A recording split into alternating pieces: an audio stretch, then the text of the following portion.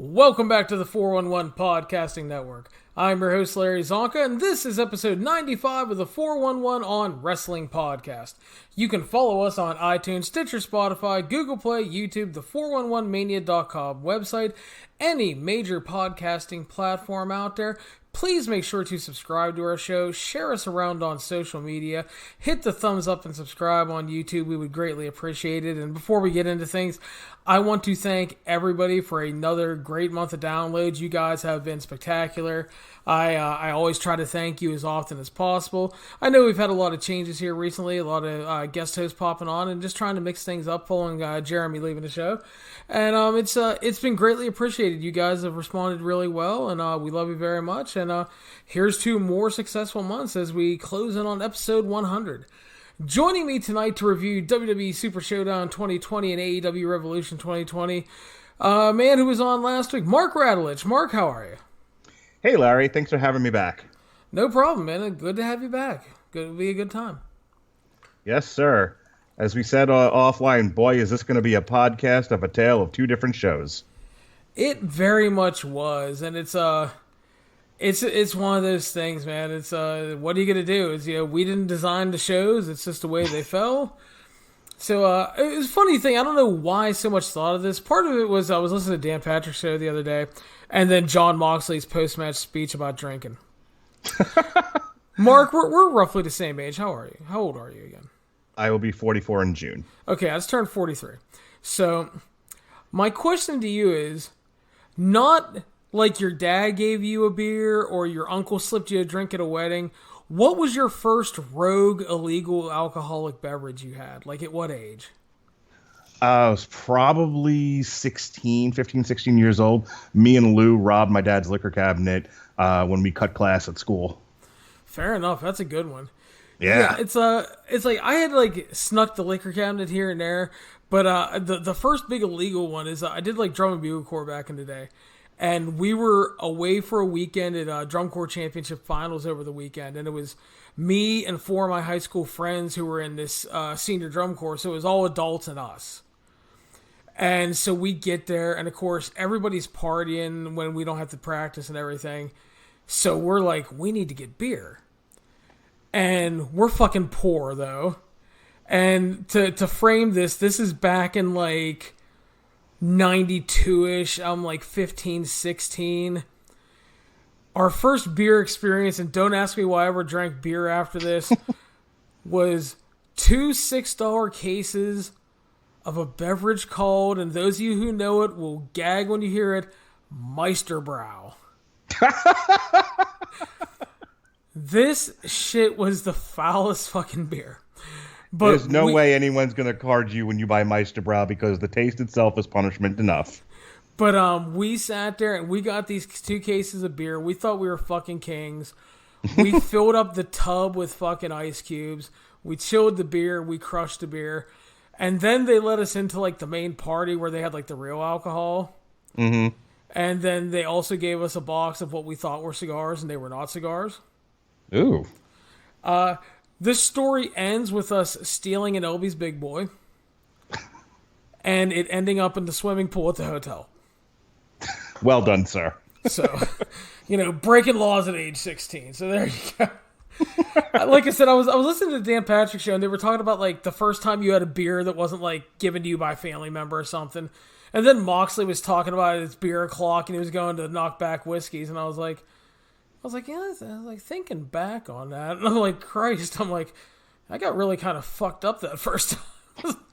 Let me say this about Moxley's post-match promo. I know we'll come back around to it when we do the full review, but I keep somewhat sarcastically referring to Jon Moxley, and I say this with great love and affection. I'm a huge fan. I go where he goes, as I said on your last podcast. But he is millennial Steve Austin. And tonight just drove that home for me. When he's in the ring talking about it's beer o'clock, and then it's all right, I'm down in a bottle of whiskey. It's sir, please drive a beer truck or something to the ring. We need this to happen. Yeah, it's funny. People were joking about you compare we're going to talk about it, but just comparatively the passion in his promo compared to the droning on he had to do in his 13 I'm leaving WWE promos. You know? Yeah. It's funny. I've been off and on critical of AEW from all the way going before it was AEW, when it was they did the All In show. And as I said before, I want the product to succeed. I'm critical because I want it to be better. And what I've said all along, and sometimes this is negative, and sometimes and tonight it was a positive. You can see that AEW is at least in part made up of the guys that just wanted the freedom to be creative and to not be strapped in the bridle that is WWE. And in many cases it works. In many cases they need some editing and some adult supervision. But watching Jericho and Moxley tonight, and then Moxley's post-fight interview, I thought about Ted Danson in the series finale of Cheers. I'm fucking old, ladies and gentlemen. Just stay with me. Where he's looking around the bar and he says, "I'm the luckiest man in the world." That was Jon Moxley tonight. Just that ability to stand there and be creative and not have anyone holding him back and overproducing him. There's no old man in a crusty throne telling him it's good shit, pal, when he gives him horse manure. It was just, I'm happy to see Jericho and him and Cody having a passion for the business and not being dead-eyed. And that's what makes me love AEW, even when it's not so great.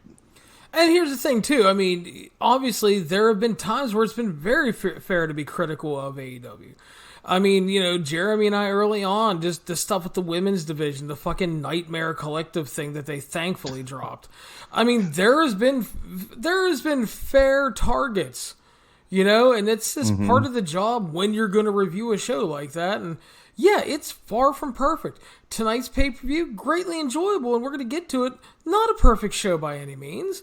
They're not a perfect company, and I have reasons why I thought so, and we'll talk about that later. But let's go ahead and get down to WWE Super Showdown 2020, Mark, live from Riyadh, Saudi Arabia. Speaking of drinking. The show started off on the pre-show, which saw the Good Brothers defeating the Viking Raiders in 10 minutes, Mark. Did you see this, and what did you think of it? When I did not watch this live, so I didn't see this, unfortunately. Sorry. That's all right. I watched it part of it Thursday night when I got home, and it started with the Wake Trophy bit. All right, no problem. Well, you didn't miss much. It was a 10-minute match. It was perfectly solid but somewhat flat opening match. And, man, the worst part is like, the Viking Raiders are so fucking good. As I said, weren't the War Raiders in Ring of Honor? And, yes. they were amazing. And they were great in NXT, too. And it's just like, they're on the main roster, and they're just not put in a good position to deliver. I like Carl Anderson and Luke Gallows, but I mean, if we're being honest, they're not a great tag team. Trust me, I saw enough of them in New Japan to know that. They had times where they could step up and be good, but they've never been great. And it's just, it was a very pre-show match with not a lot of life to it. So that was unfortunate. And the Viking Raiders take another loss because apparently the Good Brothers will always beat them in Saudi Arabia. I saw the Viking Raiders live at the NXT show in New York City the weekend of WrestleMania last year. And I remember how much joy they brought that audience. I mean, that whole show was spectacular.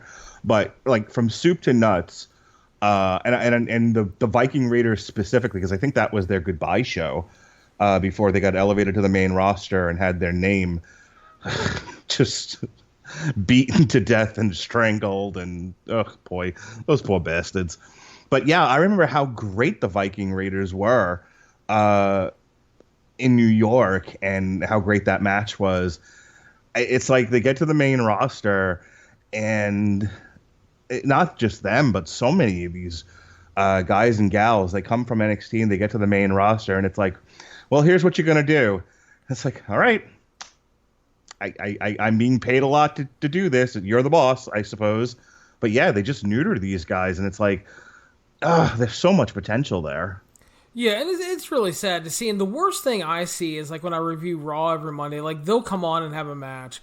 And I read all this shit like, God, the Viking Raiders fucking suck. And it's just like, no, they really don't. They fucking don't. On no level are they a bad team. It's just, they're not booked to their strengths, which is really surprising with, Paul Heyman allegedly in charge of Raw. But again, how much in charge is he? Because Vince always has the final call. Right. So, alright, so the main show started with the prestigious Tuake Mountain Trophy Gauntlet match. And I'm not joking as I say that. They must have said the prestigious Tuake Mountain Trophy 800 times during this match. This match involved R-Truth, AJ Styles, Lashley, Andrade, Eric Rowan, and allegedly Rey Mysterio. They played this match for laughs, with R-Truth picking up a bunch of wins until we got to AJ Styles, which led to AJ Styles largely doing a dance routine before beating Truth. And then they shot backstage. The Good Brothers beat the absolute piss out of Rey Mysterio. And I'll tell you what, man, I hope that was a pre-tape, or he better got paid well for fucking flying over there to get an ass beaten backstage. I mean, I'm not joking. So AJ claims that he's the best, he can beat anybody, and he has the referee start counting so he can win by count out. And then they shoot backstage. The Good Brothers have had their asses beat. Taker's boot and trench coat walks into the frame. His big dong hits, and he heads to the ring. It takes him approximately 38 minutes to head to the ring. It's a long ramp, he's old. And then The Undertaker came to the ring. AJ Styles talked some shit to him. Undertaker chokeslammed him and pinned him and won a match he wasn't even in. After 32 minutes and 40 seconds. So what we had here was a match played for shits and giggles, like all of these bullshit Saudi special matches. The Undertaker Shane McMahoning his way to this prestigious Tuake Mountain Trophy. And on one hand, yes, it's going to get us to AJ Styles and The Undertaker, I guess. But why the fuck do I want to see AJ Styles and The Undertaker when Undertaker just beat him in 10 seconds? And real quick, they killed another Saudi special match because it was all bullshit. It was the easiest payday of Ray and Taker's careers, but this was fucking horrible. Okay, I'm going to take the role here of groveling WWE apologist. And I'm going to defend this match a bit. And this is going to happen a few times during this. Because you're not wrong. I think from purely objective, let's look at the wrestling, let's look at the presentation aspect of this match. It's a lot of hot garbage. I'm not going to lie. However, here's some positives, okay? So that people listening to this will be like, wow, like I don't want to hear him just trash everything left and right. I'm going to say something positive here. I was watching the crowd during R-Truth, who, by the way, I don't know when about this started, but R-Truth either needs to get on an inhaler or something before he comes out, or pace himself, because he sounds a little breathy when he's rapping these days. He can't get a good breath and rap and move at the same time. Okay, first of all, I mean, give Truth a break. Brother's 50 years old, and that was a 900-yard ramp. I'm not holding that against him. And this isn't the first time I've seen that. Whenever he gets to do the full song, but look, I was trying to be positive. So I was watching the crowd when he came out. First of all, Truth looked like he was having a grand old time. Couldn't be happier to be out there entertaining people, which is nice to see. And when they panned around and they showed what I'm sure were selected shots of the Saudi crowd, nothing but smiling and happy kids. Well, R-Truth is awesome, that's why. Exactly. And I don't know if you got to hear us review Sonic the Hedgehog, but there's something about being in an auditorium full of children who couldn't be happier, and how infectious that can be, and how, it can make you happy too if you're open to it. So I was watching that. I was watching the crowd have a good time. Terrific. Him and Bobby Lashley had something that approximated a match. And I'm going to ask you, Larry, because you're the wrestling expert here. Can you explain to me how they spent 900 years pushing Bobby Lashley in his feud against Rusev and Lana and her excellent acting ability to then have him get pinned by R-Truth in this match? What are we doing with Bobby Lashley? Can you explain that to me? They have no clue. The worst thing about this is Bobby Lashley was coming off of a really good run in Impact. He had a lot of really good to great matches with a lot of guys. Seemed to have everything really turned around. He gets signed by WWE, and it's like, okay, here's your chance now to finally do Lashley and Brock. Because, you can make fun of Lashley's MMA record and say he didn't face a lot of great guys or whatever. The man has a good MMA record. They play off of Brock's UFC shit all the time. It was a natural match to make. Paul Heyman could have hyped it really well. And it didn't have to be anything special. You could have headlined a B pay-per-view with it. But, it would have made a ton of sense. Instead, Lashley comes in, he flexes his ass, he hangs out with Leo Rush, he gets married to Lana, has bad matches with Rusev, and then this. It's a complete waste. Yeah, it's questionable to say the least. But getting past R-Truth versus Lashley, I like what they did next. Because he accidentally beats Andrade when Andrade fucks up and knocks himself out. Which, okay, that's a fun way to give R-Truth, a ride through this gauntlet match. And then Rowan gets himself disqualified because somebody looked at his pet, whatever the fuck it is, in the cage. And and so now R-Truth has gone all the way he's gone as far as he's going to go in this gauntlet match. And people are having a grand old time. And that's the point, is to have fun at these things. And so this was harmless. The right guy beat R-Truth finally in AJ Styles. And, here's the thing. And again, this is going to be thematic throughout the night. A couple of these weren't so much matches as they were angles taking place in a wrestling ring. This was obviously an angle to start off the Undertaker AJ Styles build and to have some fun with the audience and get things going in a light and fun direction.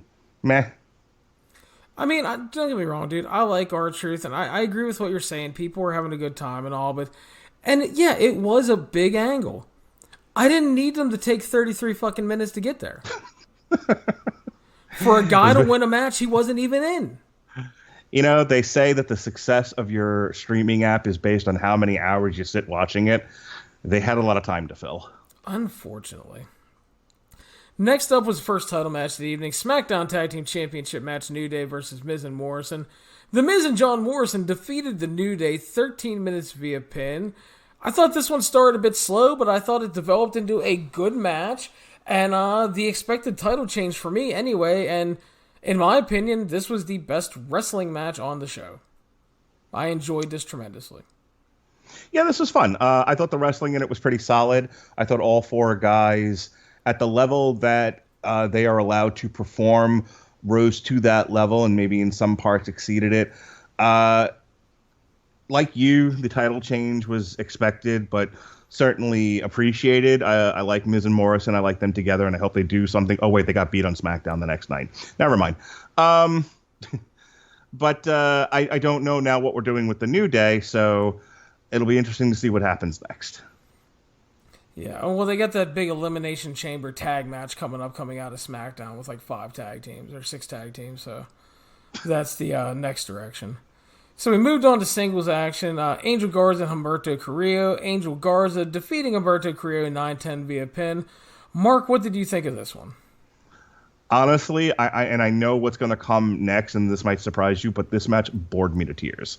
And I think it's because the guys involved are not particularly interesting to me. When the best part of all of the people involved in this match, including Andre, who wasn't in it, but is managed by Selena Vega, is Selena Vega. Her, I don't mind seeing. Her, I could watch yell promos for an hour. She's great. But Angel Garza, meh. Humberto Carrillo, who they beat like a dog and given the occasional pity victory to. I'm sure the wrestling was competent. It bored me to tears. I don't blame you at all. I know a lot of people weren't a fan of this. I thought technically the work was pretty good. Not nearly as good as the stuff they've been doing on Raws late. And the worst part about it was the crowd did not care about these gentlemen one bit. Not a single bit. So, Raw Tag Team title match was up next, and that saw our champions Seth Rollins and I'm Not Your Buddy Pal Murphy defeating the Street Profits 1050 via pin. Thought it was an overall good little match, but it was also one of those matches which is a trend for these shows that never got into that next gear that all 4 guys are capable of. So a little disappointing in that regard because I know they can do a lot better. But it was good, and I kind of expected the champions to retain, so no real surprises. Again, I call it good, nothing special. One of the better things on the show, though, I thought. Yeah, I think this was in terms of pure wrestling quality. I thought wrestling-wise, in terms of psychology, I thought this was the best match on the show. I really, really liked it. I wish it had gone into that higher gear. I mean, we all saw Montez Ford fucking do a 90-yard leap onto a ladder, which was amazing in NXT. And, and then for a while they were the Greek chorus on Raw, where they just did these bad comedy bits and they weren't allowed to wrestle. These guys are all capable of a lot more, but they're sort of hamstrung with, well, this is all you're allowed to do, so that's what you're going to do. And okay, I was entertained. This had a lot. There was a lot of dynamic interaction and spots in this that kept me interested. And as long as I get something, my expectations are so low with WWE wrestling that it's not hard to exceed them. And when they do, I'm happy. I don't ask for much more. That's fair. And I know a lot of people that thought this was the better match on the show, too. And I'm not going to argue. You can't go wrong, I think, with either tag match. I thought they were clearly the two best matches on the show. Not that they were any great shakes, but they were good wrestling matches at the very least. So do not disagree with anything you said. Up next was Captain Saudi Arabia Mansoor defeating Dolph Ziggler 9 minutes and 20 seconds via pin. Mark, what did you think of this one? Hey, remember when Dolph Ziggler used to give a shit? Cause I do. I remember when he was the bump machine. Remember those days, Larry? Because Mansoor could really use a veteran to shine him up and smooth over those rough edges and really give him a wrestling education in there. And Dolph Ziggler, 5 years ago, maybe 10 years ago, might have been that guy, but he certainly wasn't on this show.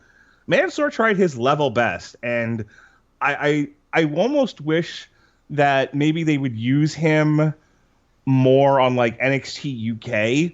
Like, give him a run at Walter. Let Walter kill him.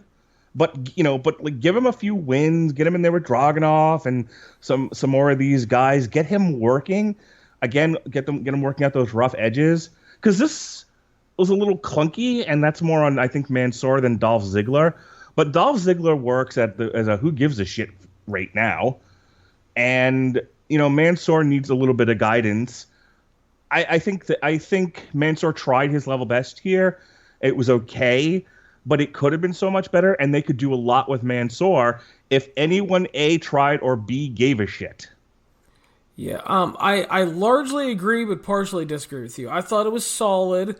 Dolph is just so fucking bland these days. As you said, he doesn't seem to give a shit. He goes out there, he occasionally has a good tag match, but he did not look like he gave a single shit here. I actually thought Mansoor looked better than him. I think Mansoor has a ton of potential, but again, like you said, and we said going in the preview, they need to use this guy more than fucking twice a year. And the other thing that really bothered me was, can we stop calling every time he wins a miracle win?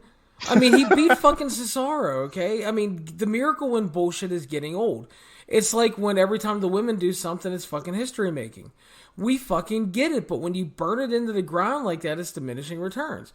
Just Mansoor picked up a win over a former world champion should have been the fucking headline. Don't call it a miracle win, put it over. The worst part about this for me was it was at this point of the show, the crowd was really starting to fade. And they were not even really into Mansoor or his post-match promo all that much, which is very telling because he was like the star of the past couple of these shows. Yeah, I mean, the crowd shots they showed, again, I'm sure produced and selected, showed people happy. They, when he yelled out Riyadh or whatever it was he did, there was a reaction, at least that I could hear. But, overall, I'm sure even the casual Saudi Arabian audience picked up that every time this guy shows up, he gets a win over somebody. So, there's something there with him. He's got a great look. He's got good looks, and I think there's a lot of potential there. Like you said, they can't just keep like throwing him out on Saudi shows and be like, all right, we'll see you in 6 months. Or here, stand next to what's his nuts with the red hair and do commentary. Sam Roberts. Ugh. Like, no, he's a young, good-looking wrestler. Make him wrestle more. Exactly. They really should. And that's kind of the frustrating thing about this. So, next up, we had the WWE Championship match where, to the shock of nobody, Brock Lesnar defeated Ricochet. And guess what, everybody? Brock wasn't in the mood to work tonight because it took 1 minute and 30 seconds. Ricochet charged him, was instantly cut off.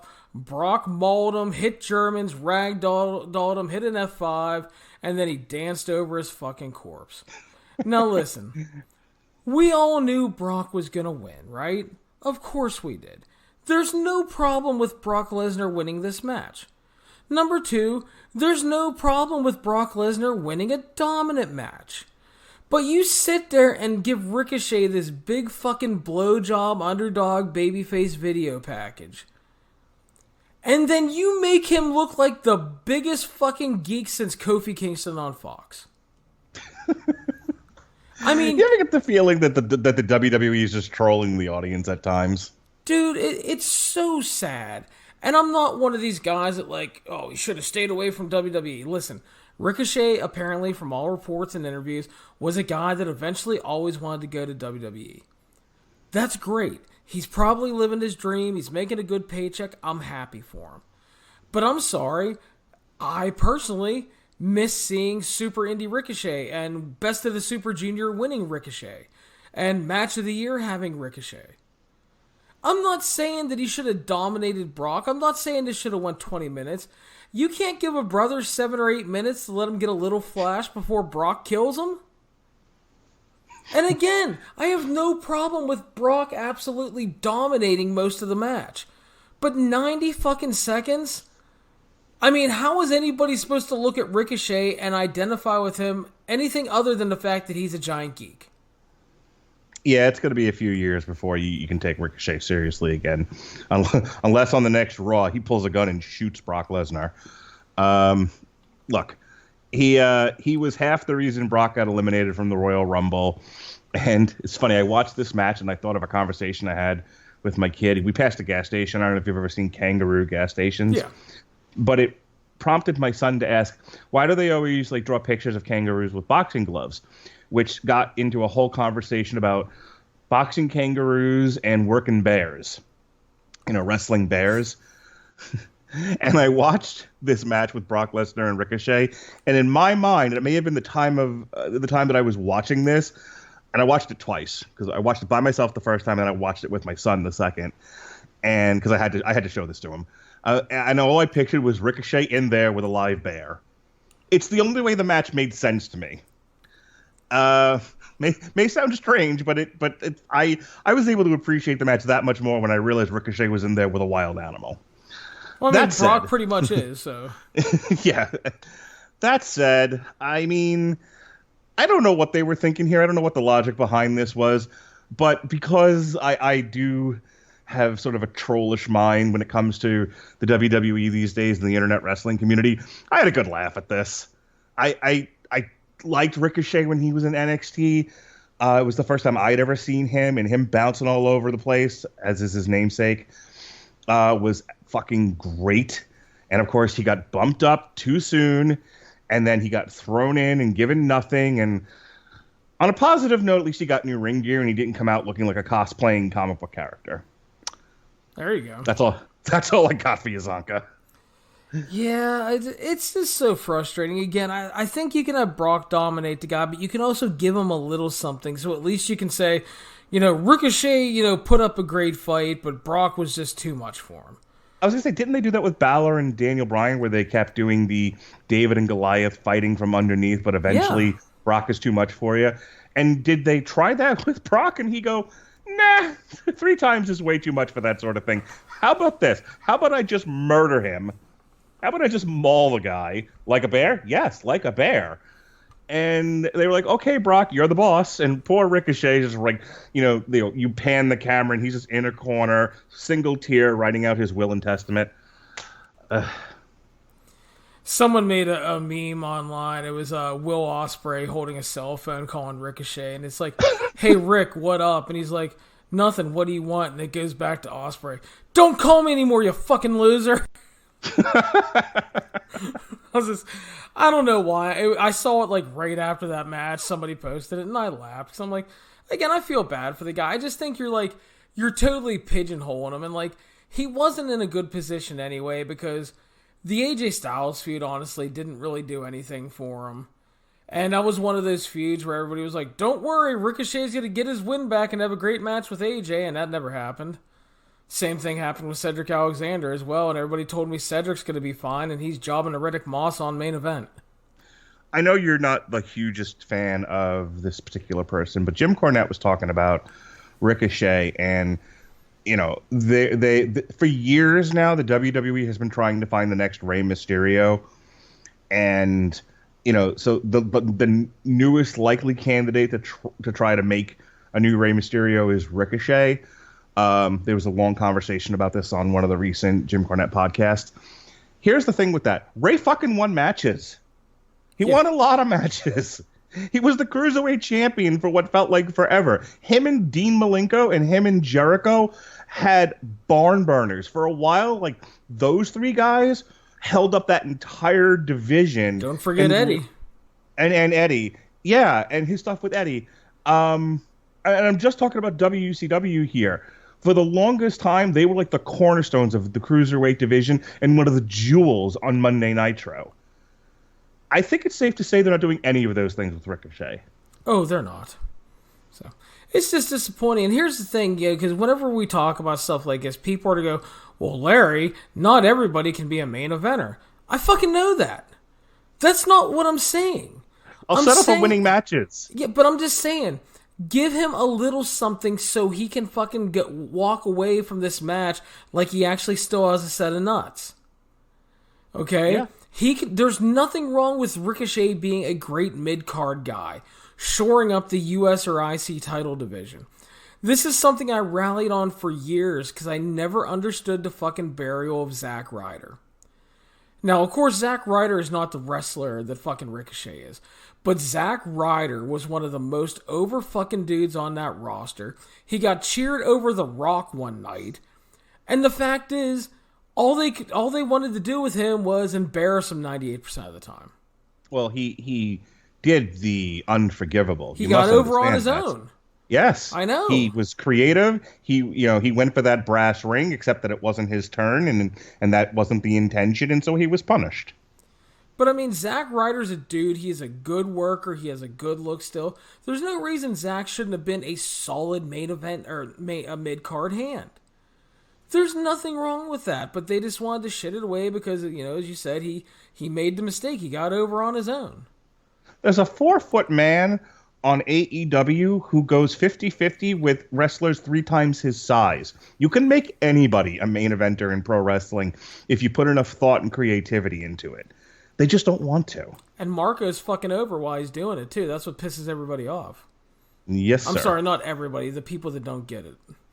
and real quick on the Cornette thing, like, I don't necessarily, like, hate Jim Cornette, dude. Trust me, I have a ton of respect for Jim Cornette. My problem with Jim Cornette is he's unfortunately, like, a lot of podcasters like Bruce Pritchard and stuff, that he's fucking just turned into a parody and a gimmick. Oh, yeah, he has. And that's my problem, because Jim Cornette is a fucking genius on many levels when it comes to professional wrestling. Yeah, I genuinely enjoy his insight. Yes. I don't necessarily enjoy some of his philosophical takes on things, but his insight into pro wrestling, into what gets over and what doesn't, and why you do certain things, is more or less why I listen to his podcasts. Exactly, and that's where he's the genius at, man. But I don't have time for all the other bullshit. I don't have time to listen and sort through it. So, right. And I also think he's one of the greatest managers of all time, on top of that. So, but yeah, that's what are you gonna do? Next up, the steel cage match. Oh boy. The big dog, Roman Reigns, defeating King Corbin 13-35 via pin mark. Your thoughts, sir? I hearken back to the days of Hulk Hogan and King Kong Bundy at WrestleMania 2, only this didn't have nearly the charisma or ability. Whew! This was slow. I showed this to my son because he wanted to see a cage match, and I got this rousing response on Twitter of, why would you show him this one? Just show him Mankind versus Taker, Hell in the Cell. And I'm like, well, we watched that one too. The best thing about this, and again, you asked me what did I think of the match. The match was slow and plodding, and more of the same from Roman and Corbin. So my only take on this is sort of watching other people react to it and then reacting to that. So watching my son, watch this match and him booing the shit out of Corbin was fucking great. And he bit on every pinfall. Every time Corbin got a lot of them, every time Corbin attempted to pin Roman Reigns, my son bit and thought, oh, this is it. He's gonna beat him this time and my heart will be broken. And this happened again and again, and he got so into it. And he's not the world's biggest fan of wrestling, but this, for whatever reason, appealed to a 6-year-old boy. And so there's something to be said for that. And he was super into it. And when Roman Reigns finally defeated the evil King Corbin, my son could not have been happier. And I was watching the crowd. And I think they were chants during this one. The crowd seemed to be into it. The crowd was happy when Roman Reigns won. It's objectively not a good match, but subjectively, obviously people enjoyed it.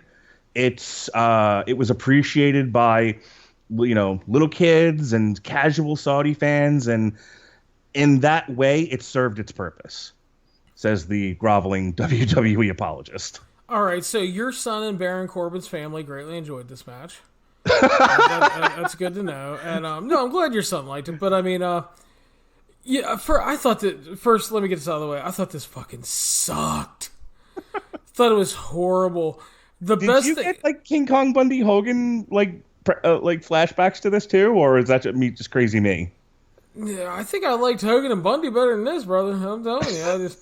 I laughed because during the show, I'm always keeping an eye on Twitter, seeing who's tweeting at me and stuff like that. And my friends at Voices of Wrestling, I don't know if it was Rich or Joe, one of them posted there's Roman and King Corbin having a 2-star special in a cage. And I wrote back, 2 stars? Did you fucking watch it twice?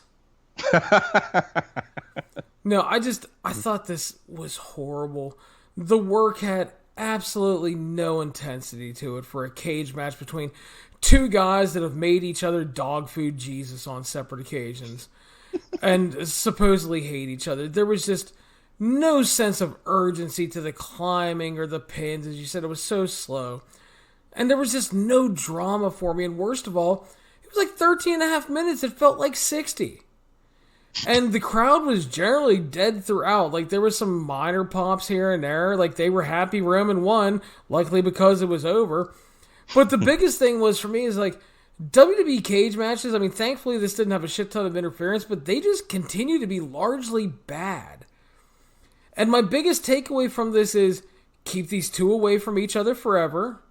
It doesn't work. It has never worked. And it will never work. Don't ever want to see it again. Well, you know where they're headed, so yes, I would imagine these two are done with each other, finally. I would hope so. Just, not good at all. That and the Twig Trophy match, the prestigious Twig Mountain Trophy match, did absolutely nothing for me. Thought it was horrible stuff. So hang on, what did you watch when this was all over to get the taste out of your mouth? I want to know, what does Larry Csonka, use for a palate cleanser when for his job he has to suffer through this nonsense? I generally retreat to my DVR, and I have a shit ton of Tarantino movies that I enjoy. Oh, sweet. And I popped on Jackie Brown. Good man. That's an excellent one. Excellent choice. There's so many things I love about that movie, and you've seen it obviously. So I think one of my favorite parts is when Jackie's at the bar by her house and Samuel L. Jackson meets her, right?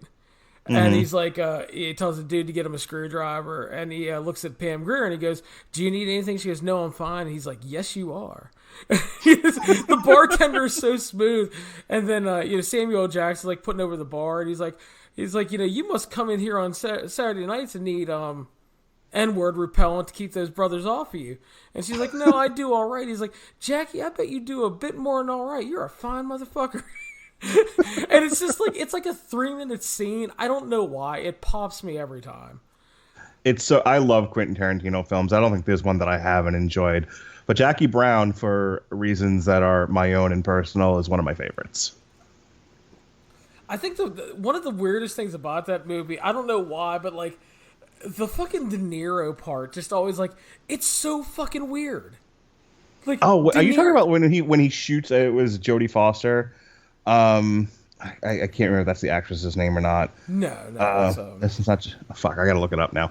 But yeah, are you talking about the part where he just shoots her dead in the parking lot? Because that's brilliant. Well, no, it's just the fact that like De Niro's in that movie, and that's Bridget Fonda, by the way.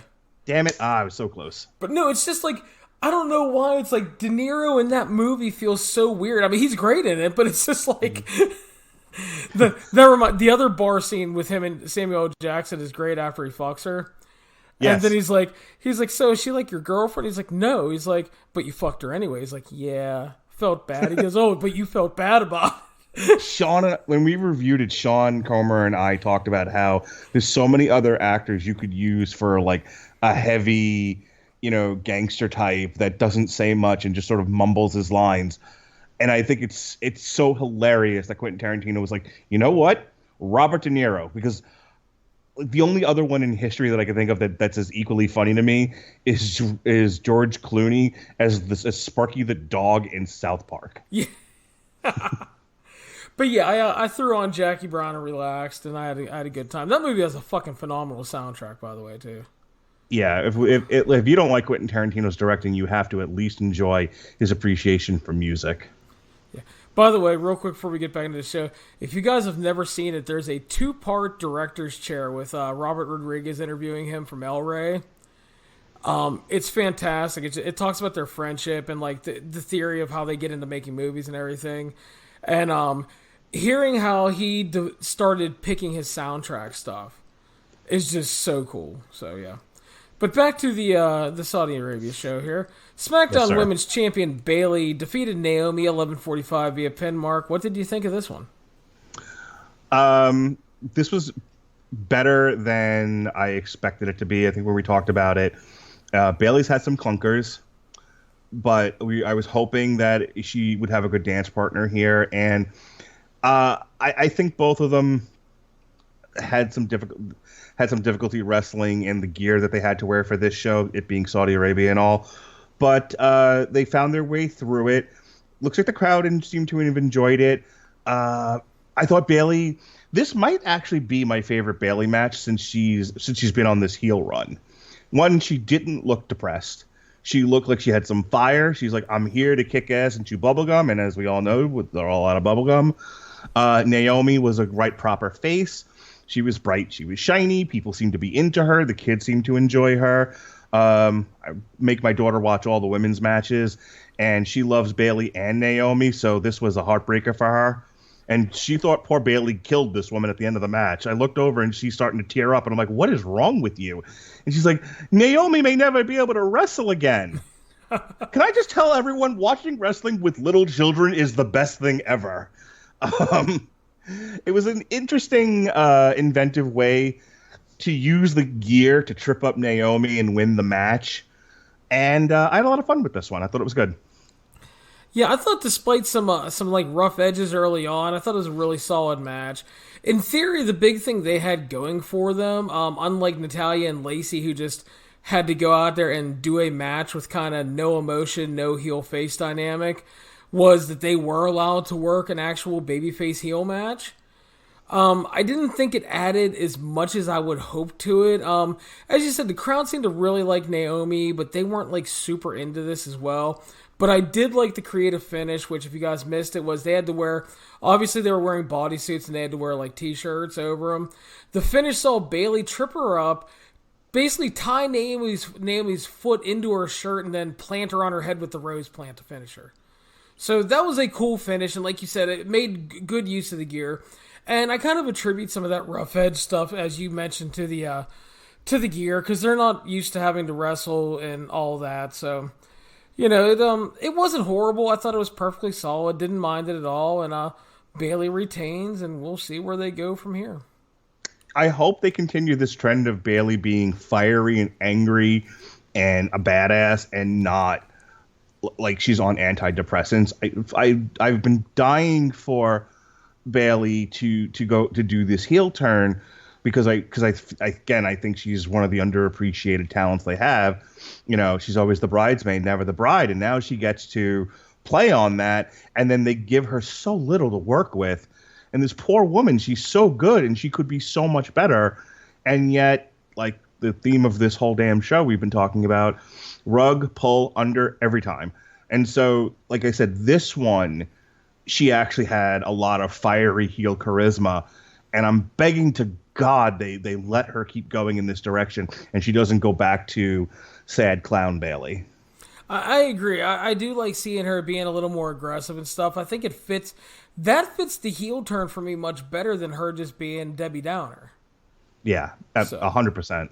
But no, I totally agree. And that led to our main event of the evening for the Universal Championship. Yes! Yes! The Fiend versus Goldberg. Now, for those of you that missed this, I'm actually going to give you a detailed recap of this wrestling match.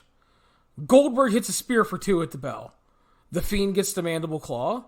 Goldberg escapes. Spear, spear, spear, and he covers for 2. The Fiend gets the mandible claw again. Goldberg escapes. Hits some knee strikes. A rough-ass looking jackhammer because Bray did not go up for him. And then he pinned him in 2 minutes and 10 seconds, and we have a new Universal Champion, as I told you in the preview, which I got a lot of shit for that one. Oh, there's no way Goldberg's beating the Fiend after all this, Larry. You're insane. Your reasoning makes no sense. Goldberg's not going to be around past WrestleMania. I explained to you. They're trying to get a pay-per-view deal with another streaming service. It doesn't matter that Ronda Rousey's not around anymore. They fucking used her to get a $1 billion deal with Fox. And Fox doesn't seem to give a fuck that she's not there. They used Brock Lesnar to get that deal, and he was on SmackDown for like 2 weeks. It doesn't matter that Bill might be done at Mania. Do the people who read your stuff not watch wrestling? Apparently not. People say, oh, you just like to make out-of-the-box picks to make out-of-the-box picks. Well, I said there would be a tag title change on the show, and we got a tag title change. The cognitive dissonance you would have to think that that's an out-of-the-box pick alarms me for the future of this country. Are you kidding me? I mean, I know we both were like, well, they could do this and have Bray win, but we both joked about how watch them put the title on Goldberg because it was fucking obvious. And I'm sorry. I mean, listen, I know the argument is, well, they put the Fiend over all these guys and made him an unstoppable monster for 6 months.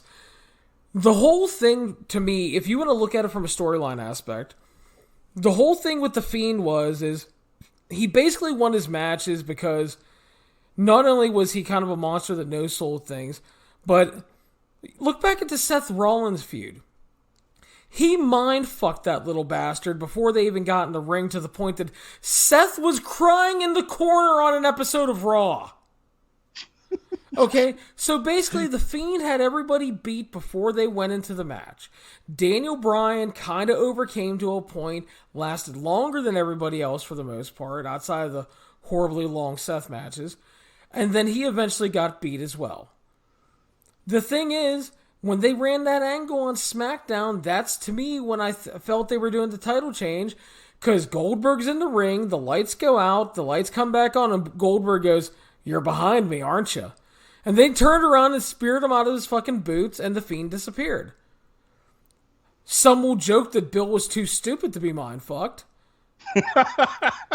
And I saw that online, and I laughed, because it is funny. But the thing is, he didn't get in Goldberg's head. Goldberg stuck with what worked, and he beat his ass. I'm not going to be upset with you if you're upset that the Fiend lost and you think it's wasted booking. But it's not like the Fiend is facing Elias at Mania. He's going to face John Cena now. Goldberg versus Roman Reigns, to me, is a much better match than the Fiend and Roman Reigns. So I'm fine with that. But I think the overall picture of this show that bothers people is this. The Undertaker not only won a match he wasn't in, but he pinned AJ Styles in 5 seconds with one move, and we're supposed to be allegedly excited about a wrestling match between these two at the biggest show in the year, when The Undertaker hasn't had a good Mania match in years, and AJ Styles' best WrestleMania match has unfortunately been with Shane McMahon.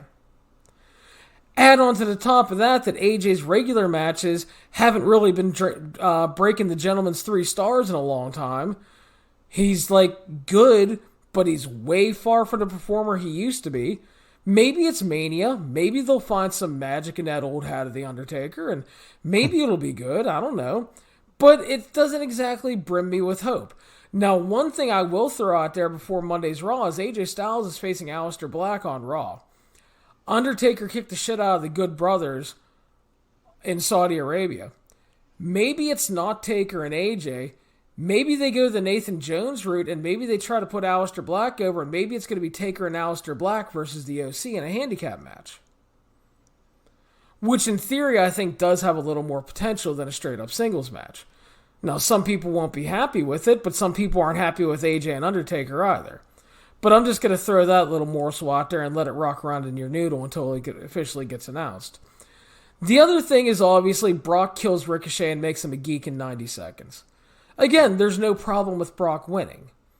It's just that you fucking thrashed Ricochet, and I don't understand how anybody could get really invested in him as a babyface going forward. As you said, it's going to take a long time to rehab him. And then in the main event, people were upset because it feels like they wasted 6 months with The Fiend. And I think when you mix this all together, it kind of goes back to the argument that people have had for years. They keep bringing back the old stars and refuse to try to make viable new stars. And it's hard to make new stars. I mean, AJ's not so much an indicator in this because AJ's 40, okay? But he shouldn't have lost, say, in 5 seconds. I kind of think he could have done that a little better. Ricochet is a fucking young dude that you could make a star. Again, I'm not saying he's going to win the world title and hold it for a year, but the man is talented and could be used way better. The thing is, they didn't even get him a chance here. They killed him dead. And then the Bray thing, I'm not going to argue if you're upset, like I said. He got killed in under 3 minutes. Now, again, I kind of think it's the right choice because I think Goldberg and Roman has a chance of being way better. I don't think it's going to be a classic. Don't get me wrong, please. But to me, it's way more interesting than The Fiend. Plus, think about it. They teased that match over 3 years ago when they were building to the one Rumble and him and Roman had a big face-off. But the thing is, it does feel like you wasted a lot of time with Bray. But I also think that the company's biggest problem with Bray was The Fiend is a character that doesn't need the championship and shouldn't be concerned with championships. The Fiend is one of those characters like The Undertaker early on that should have been pushed as that supernatural force, should have ran through a bunch of people, and the only time you consider putting the championship on him is when the fans demand it.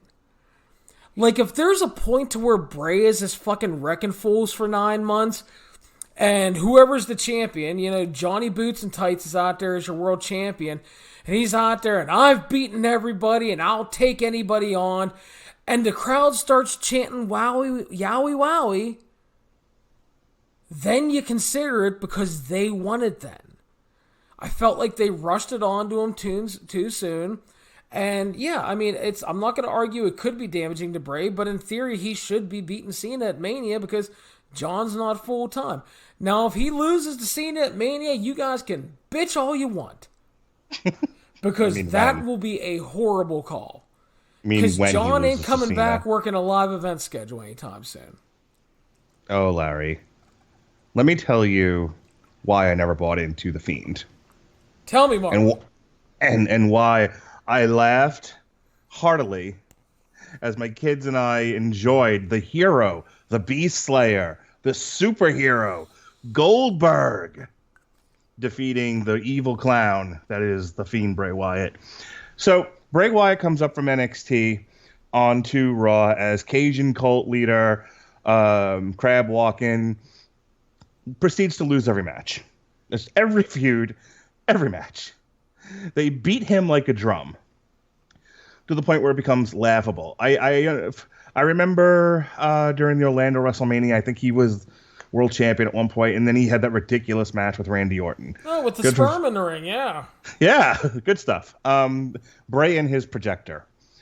Terrific. Either way, Bray's run, either they were beating him ridiculously, every which way but loose, or he was in not so great feuds.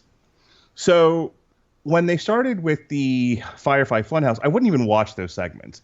I'm like, well, this is more of that WWE writer bullshit that I can't stand, and I don't care.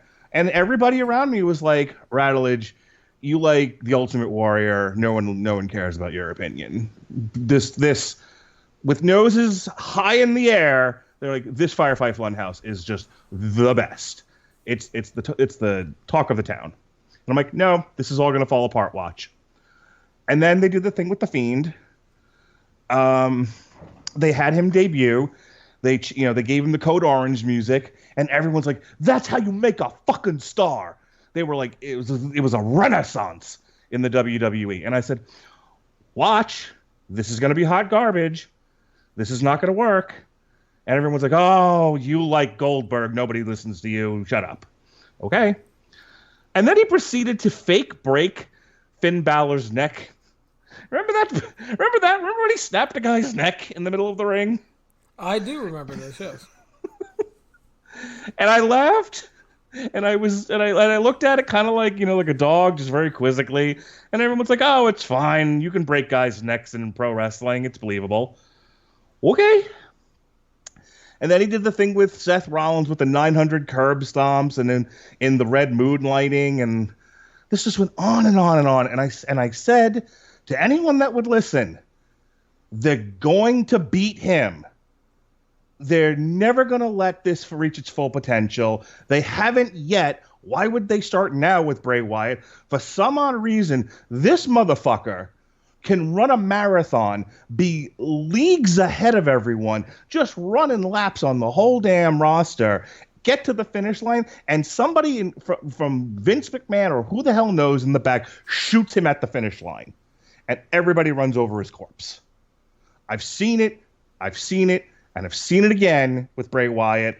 So I never bought into the Fiend because I knew they were going to fuck this up. And here we are. I can just imagine this pre-match meeting. Bray goes out to him. Hey, Bill, what do you want to do tonight out there, brother? Well, I got 5 spears and 3 minutes in me, brother. That's it. You're going down. It's so funny, and I fucking howled when it happened. And here's the other thing, okay? There are people out there that are going to tell you that The Fiend was great, and that The Fiend was over and the best thing of the company, and that his thing was like you said, a big renaissance, and it was fucking artful. Let me explain this to you guys. Those people are liars. Those people are not your friends. They're wrong, and you should never trust them. I'm not saying it was bad, but as Mark kind of broke down, it ended up as every Bray Wyatt thing ever. Bray Wyatt is a dude with a ton of good ideas, fantastic delivery when he talks. He often doesn't really say anything, but he has fantastic delivery of nothing. And WWE just never knows what the fuck to do with him. And it is what it is, man. Again, he's not buried. He's not in the Andre the Geek Battle Royal. He's facing Cena. He's still getting a big match. They're going to do something with him. We'll see what the fuck happens. But, I think it was the right call, and I think a lot of the Fiend outrage is honestly faux outrage. Just like, oh, well, we can't have him winning and blah, blah, or losing yet. Well, no, people hate Goldberg. People hate Brock. People hate, the part-time comeback. And, there's this community amongst the internet wrestling fans that looks at these, that wants everyone to be Kenny Omega. They want him to be the big bout machine. I think is the phrase that you used. They want high speed, high class, high impact wrestling all the time from all the indie fellas they've loved before. And they don't like the old 90s, early 2000 era guys coming back for huge paydays and big victories. They hate it. It's my life's blood. I love it. More of that, please. But because I don't, I see wrestling, I think, differently from some. I see it as a big circus. I see it as monster trucks. I see it as the ice capades. Arenas full of happy kids. Look, watching the good guys win, the superheroes win, and the bad guys lose. So the big muscly superhero came out and defeated the evil clown. Yay! Good triumph over evil. That's wrestling. And I know for some people that's gag me with a spoon, but you do what works. And I know people hate Goldberg and they hate that opinion, but there's other companies and other wrestling for you. This isn't it. And the other thing, and I agree, Mark, is the best thing to me, and I've always said this about wrestling, is wrestling can be different things to different people. And the best part about it is when pro wrestling is done right, it is like a fucking spice rack. There's a little bit of something for everybody. We're going to talk about the AEW pay-per-view. And there couldn't have been two more different matches than the fucking high-intensity, high-octane, but also filled with some great storytelling tag title match, juxtaposed against Pac and Orange Cassidy. Okay, and we're going to talk about that, but it's just there's something for everybody. There are people that love the Dark Order. There are people that fucking love famous dick wrestler Joey Ryan. Whatever makes you fucking happy. Hang on. Since you brought it up, I'm so excited because not only are we getting Effie's Big Gay Brunch, but also the return of Joey Ryan's Penis Party WrestleMania weekend. I'm doing cartwheels in my living room, let me tell you. Yeah, 900 WrestleMania weekend shows again this year. So, yep. But I mean, no, there is something for everybody. You look at Mania weekend. You have Joey Janela's Spring Break again. You got Bloodsport again. You got the Joey Ryan show. You got Effie show. I mean, there's going to be stuff for everybody. It just depends on what you want. And I try to stress, I know people are like, oh, after this Super Showdown bullshit, I don't even want to watch WWE again. Well, then don't if it pisses you off, guys. No, I'm just trying to be honest with you. I watch it because it's my job. Sure. But the thing is, if you watch Raw or you watch SmackDown or you watch Super Showdown and you walk away fucking viscerally angry and hating the world, stop. Just stop, regroup, and then go look for something else. And I've tried to tell people this. I talk about my wrestling journey as a fan. Over the years from a little kid, I started with the NWA. I watched fucking Global. I watched the AWA. I watched World Class. I got into WWF. I got into ECW. Obviously, WCW. And just, it all was going on and going on. And then WCW died and ECW died. And all I was left with on the main stage was WWE. And I wasn't hating it, but it wasn't doing it for me. And I've said time and time again, the thing that honestly saved my fandom was the birth of TNA. I started watching the weekly pay-per-views. I got to learn about a bunch of new talent. Low-key, Christopher Daniels, AJ Styles, and guys like that. America's Most Wanted, the Team Canada guys. I got to see Jerry Lynn have a great late career run who doesn't get enough credit for his early work in the X Division there. I will say that till the day I fucking die. And it was from there that I started getting into Ring of Honor and PWG because, hey, AJ Styles and Christopher Daniels and Low-key work here. And they work here.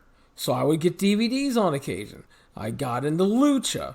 And then, stuff years later, I would get into Evolve in Japan. And then I just started fucking a la carte and shit, man. I pop around.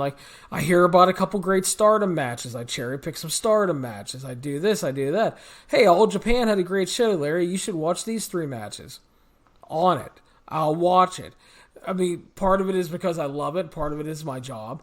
But the other thing is, there is too much fucking great wrestling out there for you that if something is angering you, whatever it is, WWE, AEW, Impact, ROH, New Japan, if something fucking just pisses you off that bad, guys, drop it.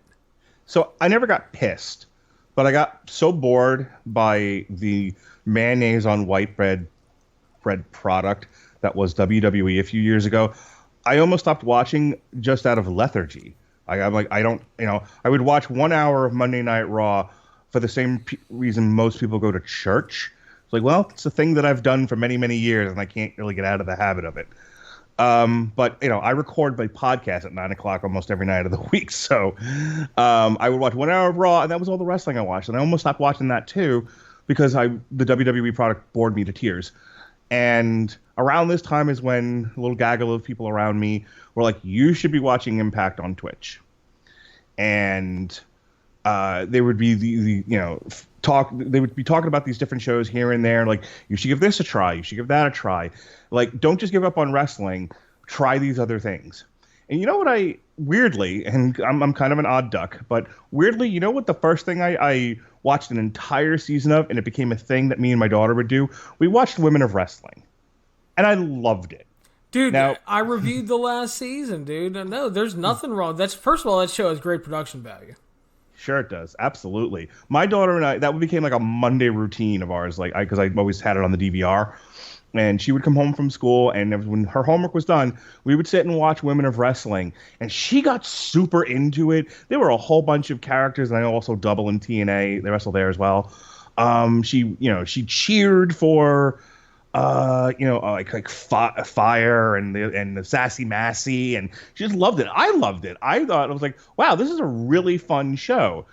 And just slowly but surely, like, I tried giving Ring of Honor a chance. We all know I was the president of the Matt Taven fan club. But I took the opportunity. I started watching New Japan mostly on the strength of your 900 reviews of the damn thing, and I think it was the G1 from last year where everyone was talking about, like, oh my God, all these great matchups. Jon Moxley's in there. He had just left the WWE. And I was like, all right, let me give this a chance. It's on Access TV. This isn't that hard for me. And long story short, I found shit tons of other wrestling that I was enjoying and would put a smile on my face. And some of it I could watch with my kids. And we all had a grand old time. And I stopped caring whether or not the WWE was the best thing ever. It often isn't, and I just don't care anymore. There's other stuff I can watch. Yeah, and again, that's why I say if you're a wrestling fan, be a happy wrestling fan, man. Don't overindulge to the point that you think you're getting burnt out. Don't watch shit that you hate, because you don't have to. Just find what you love. That's just try to get that out there all the time, man. And like I said, nobody's perfect. Because I see people like, I just don't like AEW. Oh, well, okay, cool. Don't waste your 2 hours a week then, guy. It's like, seriously, if the show pisses you off and you don't quote-unquote like these indie guys or whatever, or the spot monkey you want to call them, or whatever the hell the name is of the week, don't watch it then if it pisses you off, man. There's too much good shit out there. So to close this out, Mark, WWE Super Showdown 2020, what did you think of this show overall? Well, first, let me give you the Radulich rating system on Goldberg versus The Fiend, because I think this needs to be said. 5 stars. It was perfect. Just everything about it. Loved every minute of it. Brought joy to my life. 5-star classic. Not since Ricky the Dragon Steamboat versus Macho Man at WrestleMania 3 have I been so happy to see a wrestling match. That said, C-. All right, that's fair. I sat there and I tried to be very objective about this because I don't like the whole premise of the Saudi shows and everything. But the fact is, I looked at this show and honestly, it wasn't complete trash. Please don't get me wrong. It wasn't good, but they've had way worse shows in Saudi Arabia. No, I thought your rating was fair. 4.5. It was a little less than average. Yeah, I thought it was an overall poor show. I mean, it didn't go as long as some of them, but it did feel long. And it's just, it's not a good wrestling show. Some interesting things came out of it. I enjoyed a couple matches. But it's just, I mean, yeah, if I didn't have to watch the show, I definitely wouldn't. No, I told you I hadn't watched a single Saudi show because I thought they were trash on garbage until the Brock Kane thing and Tyson Fury. By the way, my Tyson Fury shirt came in the mail. I'll be wearing it to WrestleMania. TROLL. But yeah, I couldn't stand these shows, and I only started watching when they were doing the Tyson Fury stuff, and this one I watched because I knew we were going to talk about it. I probably would have watched the Goldberg Fiend thing no matter what in the Brock Lesnar match, but in all honesty, it was so funny to me because we were going to talk about it, which means I had to pay attention. I couldn't be on Twitter the whole time. I had to watch the whole thing. I couldn't just watch select matches that I cared about and fast forward through the rest. Because, again, we were talking about it, and I'm going to talk about it on my own podcast with Bailey and Sheehan. And I was thinking in the back of my head, I was just like, God, is this how Larry has to do things? He actually watched this? Ugh, this is a nightmare. Like, I just want to fast forward this. Which is not really how you want to watch a wrestling show. Yeah, I know. So, yeah, just, not an enjoyable show, unfortunately. So, it's just, it is what it is. They're serving 800 masters, and I don't know. It's pretty much what I expected from it. So, WCW 2000. So, and we are going to move on, Mark. AEW Revolution 2020 taking place last night now, because we are into Sunday. And sold out in Chicago. Crowd looked really good. One of the things, they had these live LED bracelets that they gave to all the fans that had they were synced up with like the big screen and the music and shit, and they had teased that they were going to have some kind of interactive thing to the show, and that's what it was. So that was like decently cool. That was new. Like that. And then we had the buy-in. Mark, did you watch the buy-in match, or did you skip this like the Saudi show? If we're talking about the Dark Order versus SoCal Uncensored, and let me remind you, Larry, that this is the worst town I've ever been to. That's right. Yes, I did watch this. All right, so Dark Order defeated SCU in 10 minutes. Before the match, SCU were given a promo. Christopher Daniels was all fired up about putting the Dark Order in their place. Unfortunately for him, Kaz and Sky were like, listen, why don't you just stay back here, because they didn't say it, but they didn't trust him. So, that led to our match. The Dark Order defeated SCU in 10 minutes. Mark, what did you think of our buy-in match? So, a couple of things. One, I thought this was a really fun match. It looks like Evil Uno's actually shed a few pounds. He's looking a little bit thinner than I think when he first showed up, and a bunch of those guys made a human throne for him. I thought he looked better. I thought... since they've rebooted the Dark Order, I haven't watched all the segments for one reason. I mean, I try to watch AEW every week, but a lot of the Dark Order stuff, especially in the beginning, I kind of just fast forwarded through. But I like this presentation, and I had to sit and kind of focus on it. I like what they're doing with the Dark Order. I'm interested. I'll be curious to see who the higher power, the Exalted One is. I love SoCal Uncensored. I liked the angle going into this was, is Christopher Daniels with the Dark Order or isn't he? Will he, won't he? I thought that was all fun. The Chicago surprise of Colt Cabana. I'm going to overlook the fact that it was supposed to be a surprise. Why were they playing his music? It's one of those things. It's like, whatever. It made the crowd happy. He looked like he was having a blast. The save by Christopher Daniels to move the angle forward, I thought was great. But you asked me what I thought of the actual match. And SoCal Uncensored, especially Scorpio Sky, are just hot bananas. They always put on a really good, really tight, fun, athletic match. And the Dark Order actually weren't bad either. I thought, Evil Uno stepped up and moved around really, really well. Stu Grayson's got a great look and moves around really well, too. I just thought it was a fun match. I don't have a whole lot of bad to say about this. Yeah, it was definitely a good, fun opener for a pre-show match. I enjoyed it, and obviously, you talked a little about the post-match. They continued the build to the debut of the Exalted One, which could happen as soon as this Wednesday night. The post-match was Dark Order attacking and laying out SCU until Colt Cabana arrived and made the save, getting a huge pop in his hometown. He brawled for a while with them. He got cut off. The Dark Order was mauling everybody. And then some ominous music hit and a robed figure arrived. But it was actually Christopher Daniels. Haha, fooled you. And he ran down to attack the Dark Order, and the babyfaces made the big comeback. As expected, Dark Order won. They did not reveal the Exalted One. The right move overall. And I am liking it too as well. I think it's really, I think they've course corrected really well on the Dark Order thing. And I'm going to be interested to see who the Exalted One is because, again, you had they've been doing really good teases because the Daniels tease was good. And then they had Raven in the crowd one night, so everybody's like, oh shit, it's Raven! Because he was there during a Dark Order segment. And then there's people like, well, hey, maybe it could be Lance Archer because he's coming in. Or maybe it's going to be Brody Lee because he's coming in. Or maybe it is going to be Matt Hardy because he's allegedly leaving WWE here because his contract is up technically today. Now, the interesting thing about Matt real quick is he has been offered a position in NXT. Both kind of like behind the scenes and in front of the camera for allegedly main roster pay. He would be working a lot less. So depending on what Matt wants is going to be the big thing. I mean, does he want to continue just making the big money and maybe working a little less? Or does he really want the creative freedom? Because he has said that's very important to him and the money isn't. He is friends with the Young Bucks. This does seem like a good fit.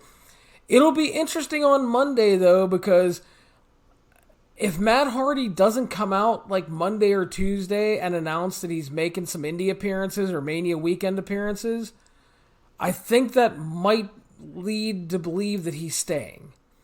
Because you would think once the contract is up and he has the go-ahead Monday, if he has appearances lined up, he'd be announcing them. Does he have a kid? They have 2 kids. You know, there's a lot of people who who do the math and go, I want to be home with my kid. Wasn't this the whole thing with Kevin Nash? You know, I want to be home with my kid. I want to be a parent to my child. And, you know, working in Orlando at the Performance Center and doing an NXT gig for main roster pay certainly lends itself to being at home more. So I would not be surprised to see him make that choice. Although, on the other hand, while it would be more money, the AEW schedule is extremely limited. It's only Wednesday. So you fly in Wednesday morning wherever you are. You fly out the next day. He's only gone 2 days. A lot of time at home there as well. Obviously, there's positives to both deals, whatever he decides to take. And it's going to be interesting because, like I said, if he doesn't announce some appearances Monday, it might mean he's staying. But and maybe we find out Wednesday. I don't know. So wouldn't it be funny if they reveal the Exalted when he comes out in the hood, ominous music, the lights are lowered, the tension is high, and the hood feels back and it's Vince McMahon and he goes, it was me, Austin, it was me the whole time. No, the biggest swerve is when they reveal it's Orange Cassidy Wednesday night. I hope. Pockets and all, hands in there. That's right. Hands in the pockets of his robe. So the pay-per-view proper started off, got the national anthem, and then we got Jake Hagar defeating Dustin Rhodes 14 minutes and 50 seconds via submission. Now let me say this first. I would not have opened with this match. The crowd loves Dustin, but they didn't exactly deliver like a hot start to the pay-per-view here. The match was like solid to pretty good, but I thought it really lacked overall intensity considering they were coming off the angle where Hagar broke Dustin's arm. The other thing is, I think it went way too long for its importance level on the card. Should have been 10 minutes max. And you really should have opened with Pac and Orange Cassidy or Sammy and Darby. They would have been clearly better options. So I agree with the time thing. This went about 5 minutes too long. Also, I'm reminded of Steve Austin telling John Cena, can you make that STF that you do a bit more snug for me? Boy, were there a lot of gaps in their wrestling. You notice that? Like, they either weren't laying it in or there would be these, just really loose holds that they were doing. And, like, I didn't want to shit all over this match. I really didn't because I was having fun watching it. There were certain parts of it, like when Doltus kissed Jake Hager's wife, I thought was hilarious. And I was laughing out loud at that. Going into the crowd immediately because this is a blood feud. And I love when he was like, it's a blood feud. You broke my arm. And here we go. Start with a crisp tie-up. You can't see it because this is audio, but I just rolled my eyes. So, they fought like it was a blood feud. But on the other hand, it was very loose and very sloppy. And it was too long.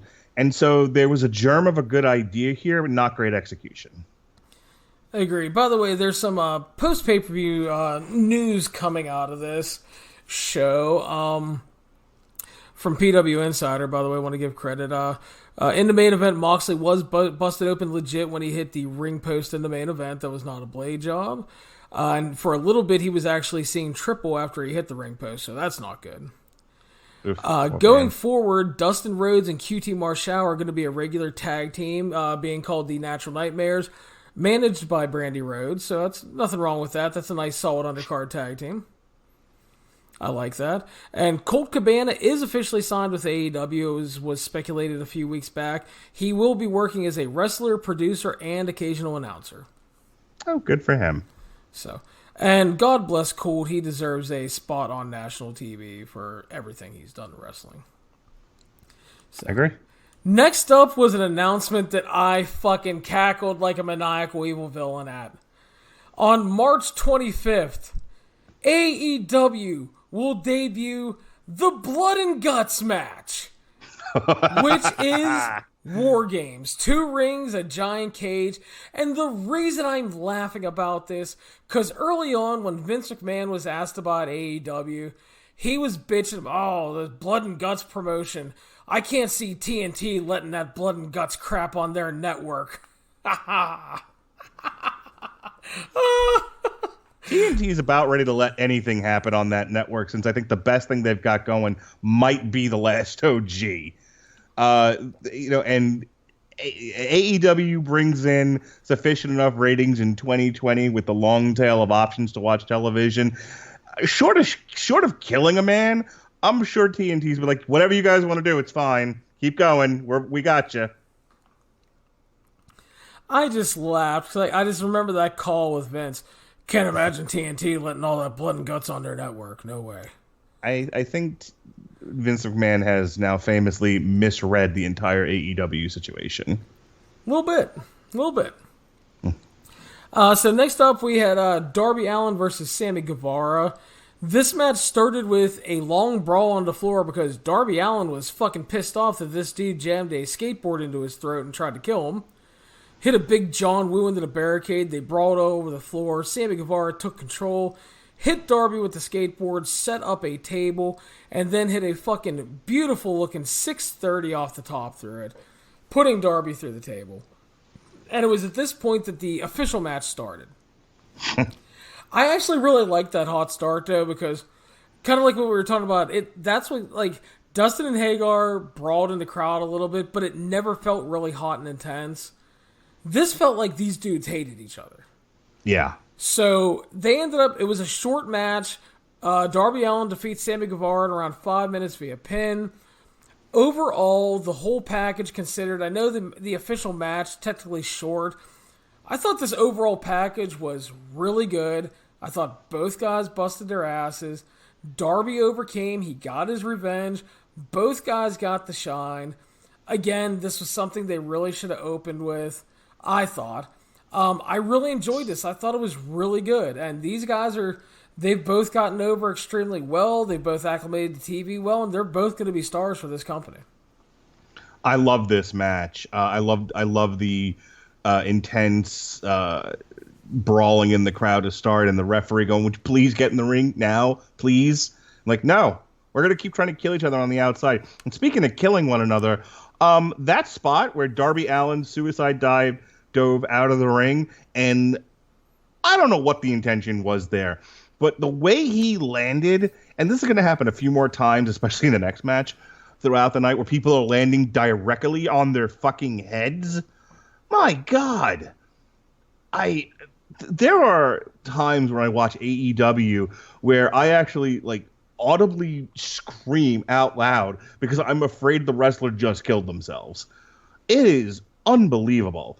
I never would have thought I would have liked a guy as small and thin as Darby Allin, but he has made a fan of me. His coffin drop off the top rope, as silly as I think it is, still looks pretty darn cool.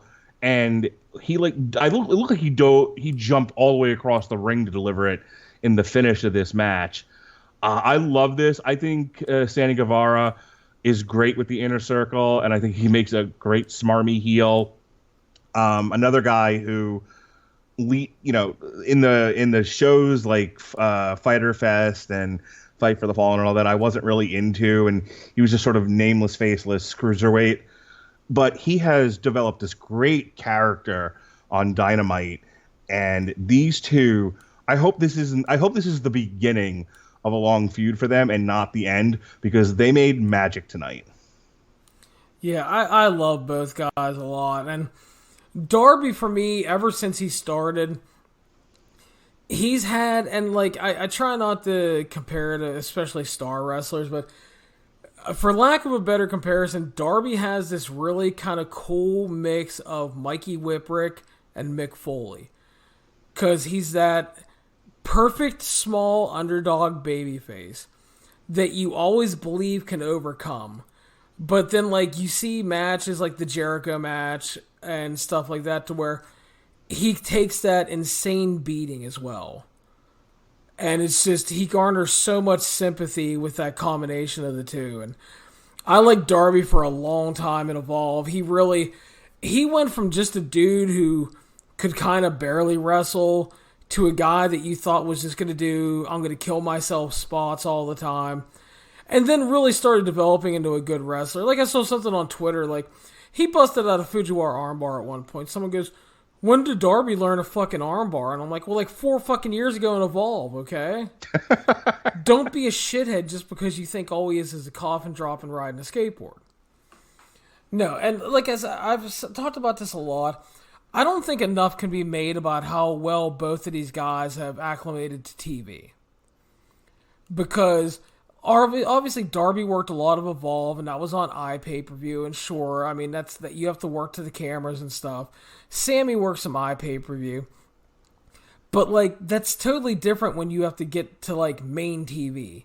You have to hit time cues. You have to hit camera cues. And being able to not only still have good matches, but to add all that other stuff in, it's been really amazing to watch. And I fucking love seeing these two grow, so love it. Yeah, would not be surprised in 3 to 4 years if these guys are top of the card, main event the show at some point. Yeah, I'm hoping for big things for both guys. Yeah, because like Sammy is so over. He's such a douchey perfect heel, and Darby's just over all the time. So, move on to our first championship match of the evening, Marcus. We have tag team champions Hangman Adam Page and Kenny Omega facing the Young Bucks. Our champions retained at 30 minutes and 20 seconds via pin. Mark, what did you think of this one? So I'm of two minds. One, I love the match, mostly. I was screaming at different parts because, again, lots of bumps on the old head. The best Meltzer ever. My family had been out, and they came home at the end of Darby Allin, Sammy Guevara. So we were all kind of sitting around and watching this match together. And my wife gets a kick out of me when I get super excited about wrestling on the rare occasion it does happen. And I've come around on the Young Bucks because I used to hate them too. But they've done such good work in AEW, especially with the Lucha Brothers, that I've really gotten into it. I'm like, oh, okay, well, they're more than just super kicks. Cool. I can dig this. I'm a big fan of Adam Page at All In. I was like, oh, that's like the one guy on the show I think is like WWE ready, or at the very least NXT ready. And I like Kenny Omega for what he does. And so I watched this match, and I was super excited, and I thought they told a great story. On the other hand, this went, for me, about 10 minutes too long. They dropped so many of them took dumps on their heads that should have ended the match and didn't. I was like screaming on Twitter, my God, this is like The Last Jedi and Return of the King combined. This could have ended 12 times already. Please end this fucking match before someone dies. And That's been my common criticism of AEW. And look, if there's people listening to this going, but we love this sort of thing. Shut your face. Okay, whatever. In my opinion, this went too long. This needed editing. This needed a few less break your cranium open like an egg spots. Moving past that, there was even better stuff once the match ended. That interaction that they had. We'll get to that. Hang on. Okay, I'll put a pin in that one. Yeah. There were, like I said, so there were some great spots in this, great storytelling. I just wish there had been someone to say no a few times and say, hey, maybe not 30 minutes. How about 25? How about 20? Maybe less of what you're doing here and more of some of this other stuff, and tighten this up a bit. I think there was a great idea that was pretty well executed. It just didn't stick the landing for me. All right, that's fair, man. Nothing wrong with that. You're making fair points, man. So, I mean, I'm not going to knock you on that, although I do kind of disagree because, I mean, I thought this was phenomenal. I love this. I know it's a long match. For me, it didn't feel long. I thought that they played really well and also expanded on the story going into this match. Thought there was a lot of good emotion there. I liked a lot of the stuff they did to it, how the Adam Page and Matt Jackson interactions, because they had kind of got personal with the interview stuff heading into this. You know, Matt called him a fucking jobber in ROH, which I fucking died at. I love that. But I thought that they did a lot of work there. Also with Kenny still trying to kind of play peacemaker. And not wanting to kind of do certain things during the match. Thought the work was really top notch. I thought some really amazing near falls. And really part of the thing that I thought was the best part of this match was when the Bucks came out, they did not get a great positive reaction. Fans were really kind of not happy to see them because in a way, a lot of fans feel like they're the dicks in this feud because they love Adam Page. Real quick. My daughter's reaction to the Young Bucks was hilarious. Now, I don't show my kids a lot of AEW for a variety of reasons, but tonight worked out where they sat and watched a fair amount of this pay-per-view with me. And so my daughter is not tremendous. She's 9 years old, not tremendously familiar with the Young Bucks. And I was kind of educating her and my son about them. And she watched them wrestle for a little bit, and she goes, the Young Bucks wrestle like they're dancing. And I about died. Kid has horrible taste, Mark. No, there are people that still say that. There are people that say they never sell, and there are people that say that they don't ever tell a story, but I highly disagree there. But I thought them leaning into the heel role here was really good because it played into them being desperate to win the championships as well as their anger with Paige. So, I mean, them doing that was absolutely the right call because I've seen over the years that when a crowd turns, I mean, wrestlers they don't play into it. And sometimes you have to. You have to work to your audience that night. Mm-hmm. And on this night, the Young Bucks were not the over baby faces. The crowd was not with them. They were with cowboy shit and Hangman Page. No, you got to learn to play jazz. When the music moves, you got to adjust. You don't just keep playing the same notes. Exactly. So for me, this was very similar to the Young Bucks versus Golden Lovers match from a couple years ago, on the one New Japan US show. I really liked that. And the other thing was, I also liked that they played up Kenny as kind of the potential weak link down the stretch because they played into him being injured following the Iron Man match, which was extremely smart. For me, this was my favorite tag match of 2020. I fucking love this. Thought it was an excellent piece of business. And then the post-match, as you were bringing up earlier, post-match, they were kind of trying to do the big elite reunion, and Kenny's okay with the Bucks. Hangman kind of wants no part of it. The Young Bucks leave. Paige leaves the ring, and he looks back, and Kenny's still in the ring. And it's so subtle. He sits there, and he looks, and he kind of puts his hands on the top rope. And then he slowly starts to grab the top rope, and you're like, he's going to buckshot Larry at this motherfucker. I was shaking. And then Kenny turns around, and he looks at Kenny, and he pops in the ring, and they have a little hug, and they're okay for now. But that was a fucking excellent tease. Oh, it's so good. You know, there are such as we were talking earlier, such rare times that the medium of professional wrestling really evokes a true, non-trolly emotional reaction from at least me. I'm not going to speak for anyone else. I'm so cynical about wrestling. It's hard to get a good reaction out of me where I'm not being a clown. And that one did. Like I was grabbing my wife's leg. I was like, oh my God, he's going to buckshot Larry and Omega. No, don't do it, Paige. And you're right. They didn't oversell it. It was super subtle. He just shifted his hands to do that pop over the rope. And I was waiting for it, and it didn't happen, and I was holding my breath. And then even when they hugged and they started walking up the ramp, and he turned, and I wasn't sure why he was turning, and I'm like, oh no, he's going to crown him with the belt now. And he turned and got a beer. I'm like, all right. But ooh. And the best part is commentary did not overblow the tease. The best part was Tony was like, is he? And then JR was like, I think I saw it too, Tony. And that was it.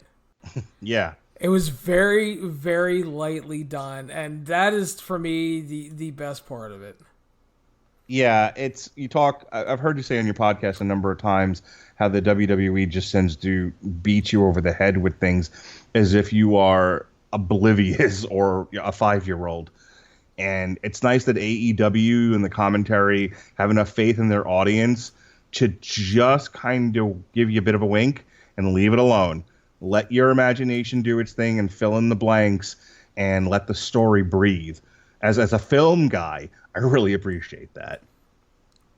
Yeah, and again, I like when don't hit me over the head with it, man. Give us the tease, let it play out, and I want to see where it goes because the Paige thing has been...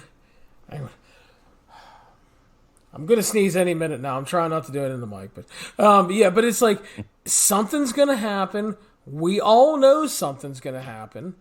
We just don't know when, and that is the absolute best part about it. Yes. Don't sit there and like, I think he was going to buckshot Larry at him, JR. You're right, Tony. God damn it, he's going to kill him. No, don't give me that. Just, I like Tony, like, was Paige? And then he kind of stops, and JR's like, I saw it too. And that was it. That's all you need to do. Plant the seed and walk away, man. That's all you got to do. And like Paige was so good, Derek. So it was so subtle, and there was that little rumble in the crowd. And then, like you said, when they went up the ramp, I was still waiting for something. I'm like, because they're taking a long time. And they stayed on it for a long time, and that's kind of like mind fucking with the crowd on purpose, though, because they're like, we know you're expecting something, and that goes back to the Cody MJF feud to when the Inner Circle's beating down Cody, and they beat down the Young Bucks, and MJF runs out to make the save. And everybody pops at first, and then they kind of get hushed until MJF gets in the ring, and then he makes the save, and then they pop again, because they're like, yes, MJF's here. Oh, wait, he's kind of an asshole, though. No. Okay, he's not an asshole tonight. Yay! But yeah, just give me those little things. I love it. So I loved everything about that. Great stuff. Best thing on the show for me. Next up was the AEW Women's Championship match, which I regret to inform you is not the best thing on the show. First of all, let me get into this. Nyla Rose defeated Chris Statlander 12:55 via pin. As I feared, the crowd was exhausted following that whole tag match. They were not into this. The work itself was rough. It lacked some intensity. There wasn't any real drama in a possible title change. And this is another example of like the opener where card layout can hurt a show. Extremely questionable and obviously a bad call to put this match here after that match because the crowd didn't care. They tried. I will say they worked hard, but unfortunately I did not think they worked all that well together. I think the match went a little too long, especially considering Statlander was coming off having the flu this week.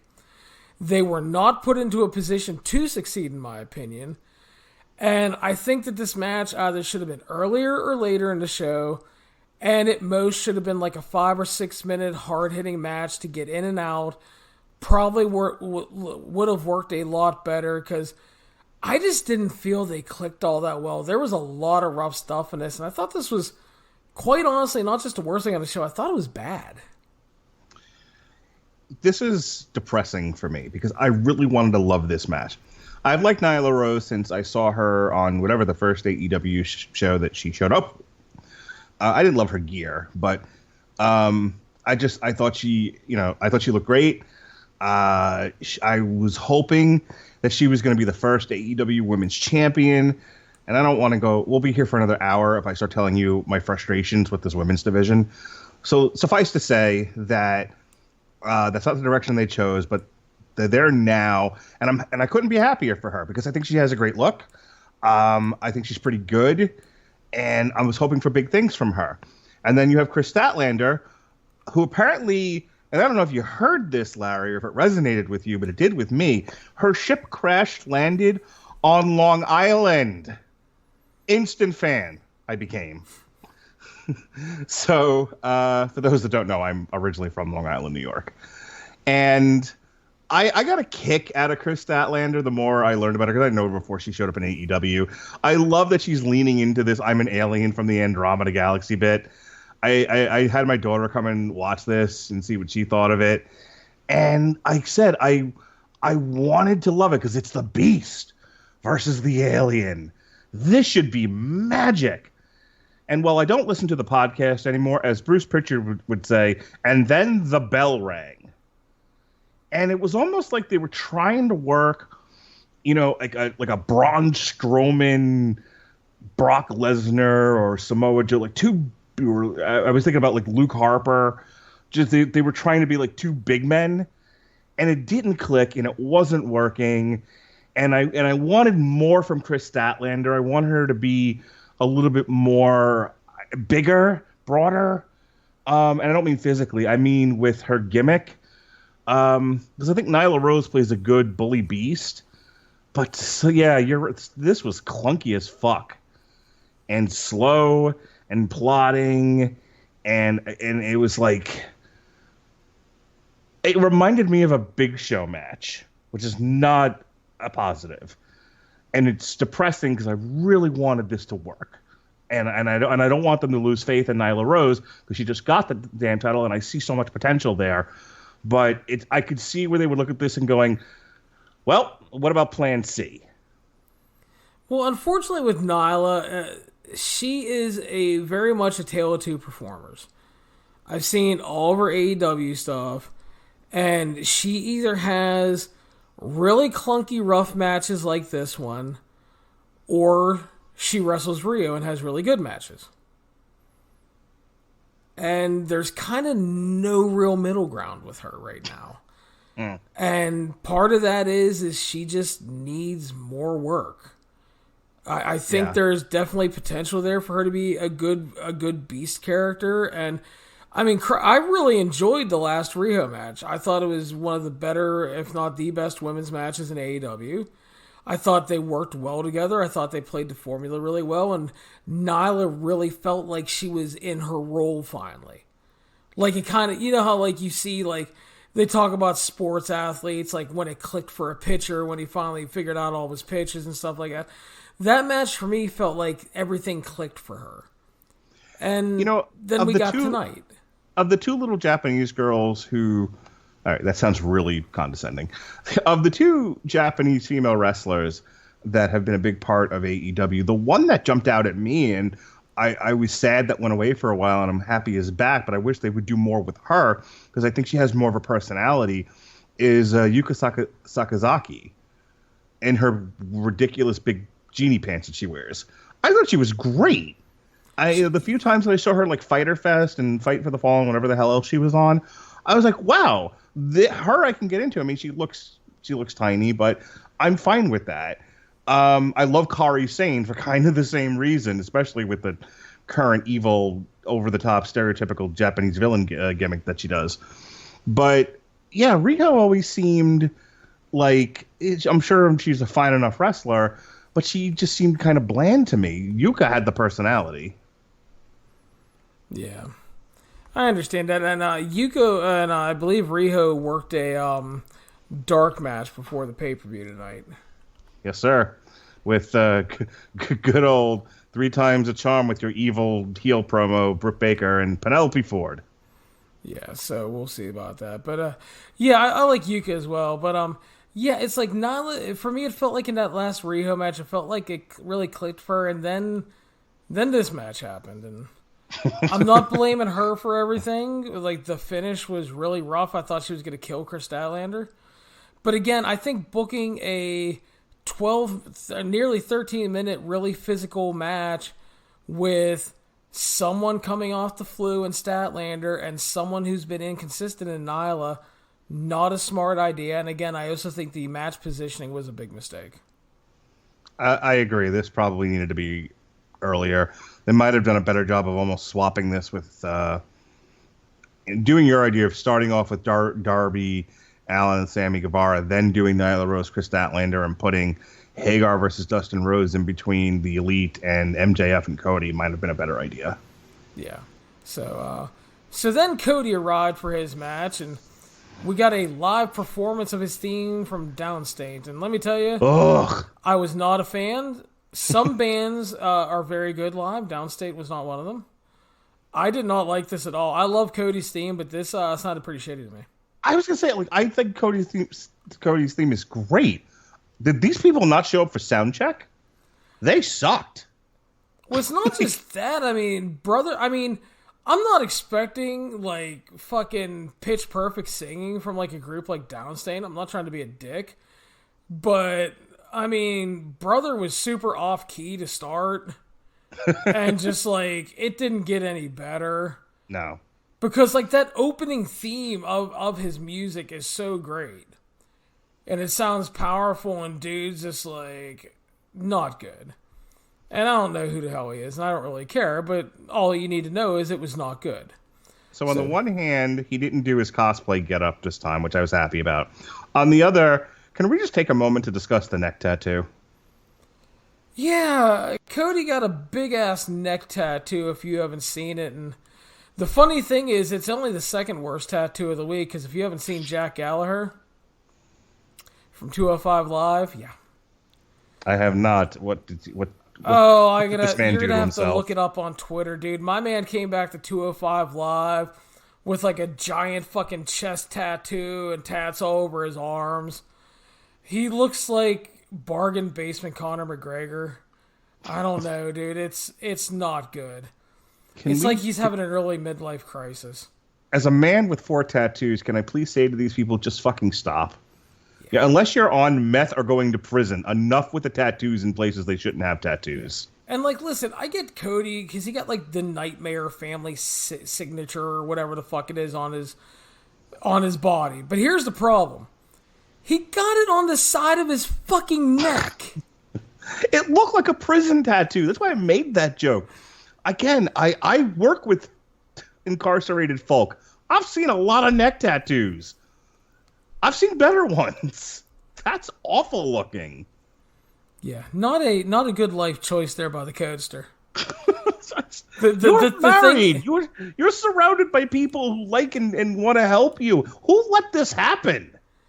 Yeah, I mean, the funny thing is it was only the second worst decision of the week behind Downstate performing for him. So. You poor bastard. So the neck tattoo and the entrance weren't good, but we got MJF versus Cody here, and MJF ended up defeating Cody 24-30 via pin, which saw MJF get busted open.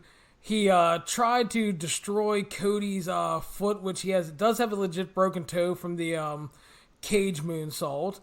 So they did some good work there with that stuff. And basically this was the big match for MJF, the big deal with Cody. And what'd you think of this at the end of the day, Mark?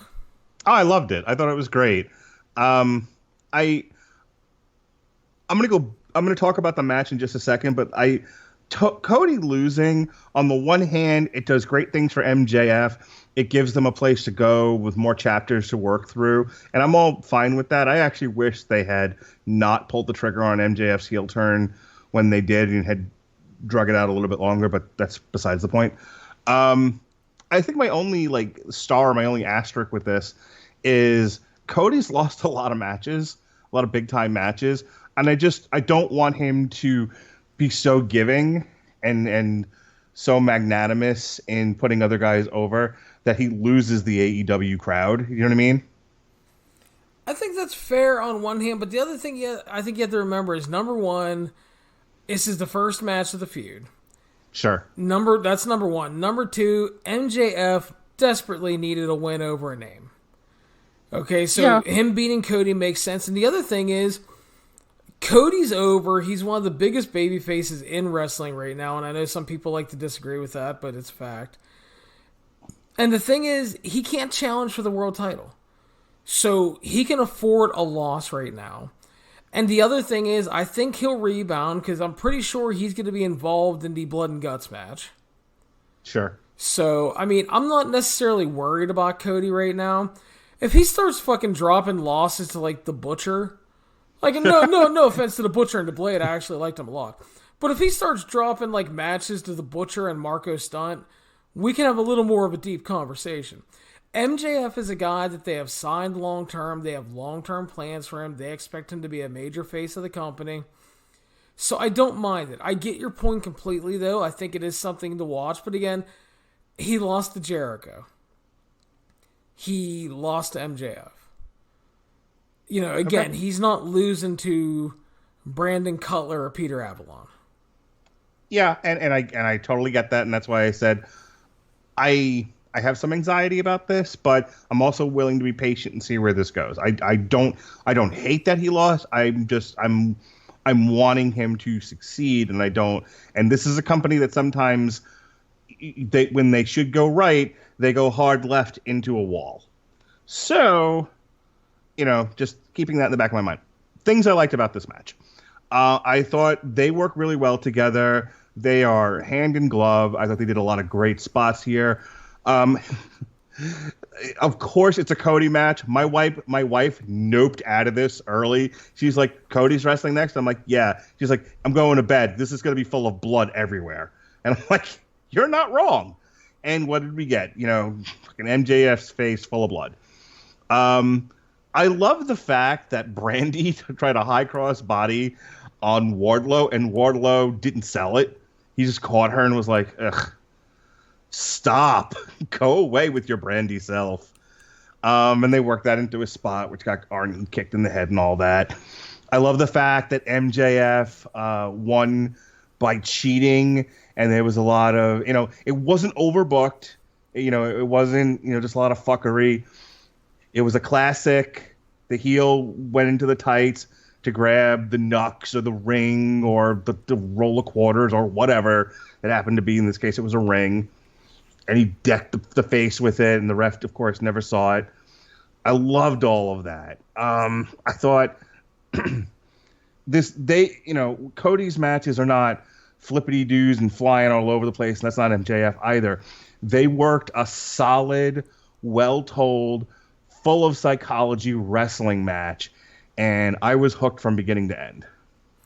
Yeah, I thought they had a good match. I thought it was slightly overbooked with some of the stuff on the outside. I have no problem with the finish. I like MJF beating him with the ring because the whole thing is Cody's an EVP and they introduced the ring and now Max won it and then he fucked him over with it again. So I did like that finish. I did like during the match that Cody ended up whipping Max a couple times with the weight belt to get a little revenge from the whipping. I thought they did some nice, a lot of nice work together. I think MJF did a lot of really great heel stuff at times. The finish, as you mentioned, it works because he stole it. He fucked Cody over again. I think the thing was, for me, it was missing something.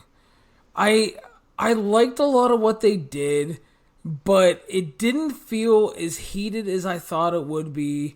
Kind of both in terms of the in-ring work. I mean, nothing was wrong with it, and there was some good intensity, but I kind of expected a lot more fire from Cody. The crowd wasn't as into it as a lot of the Cody matches. I don't know if that's because they kind of weren't into MJF tonight or what it was, but it lacked a little something for me. Again, it was good, but it was kind of far from that breakthrough singles match I was really hoping MJF would have here. I swear, before they did this match, him and MJF and Cody watched a lot of Memphis and a lot of like dusty early I'm sure they did. Fucking Crockett era stuff, because this felt very 80s Crockett / Memphis, especially with MJF not wanting to get in the ring and then run into the crowd. And I could hear like Jim Cornette in the back of my head when he threw the soda on the guy, when, you know, Jim Cornette laments, why don't people in the crowd want to stab the wrestlers anymore? And I'm watching him throw the Coke on the guy, and I'm like, oh, you're going to get murdered, sir. But that all worked for me. Like, because that's not something you see a lot. I mean, people go into the crowd all the time, but like MJF was really taking a few risks there. And I love the fact that like he did everything he could to not get in the ring, to the point that I almost bought the fact that he wasn't going to get in the ring at all, and that they were going to get by without actually doing a match this time and save it for like a later day down the line, because he's that smarmy, shitty, cowardly heel. Obviously they eventually got in the ring, but they had me going there for a bit. Yeah, again, I thought it was good and enjoyable. Like I said, I don't know, I've loved a lot of Cody's AEW stuff. And like I said, it was just, I can't quite put my finger on what was missing, but for me, something was. There's the sneeze. All right, good. But, like I said, there's a lot to like about it, and I think this is a match where, like, mileage is going to vary for a lot of people. I think there are going to be people that are going to be absolutely in love with this. But I've also seen people that, like, did not like it at all.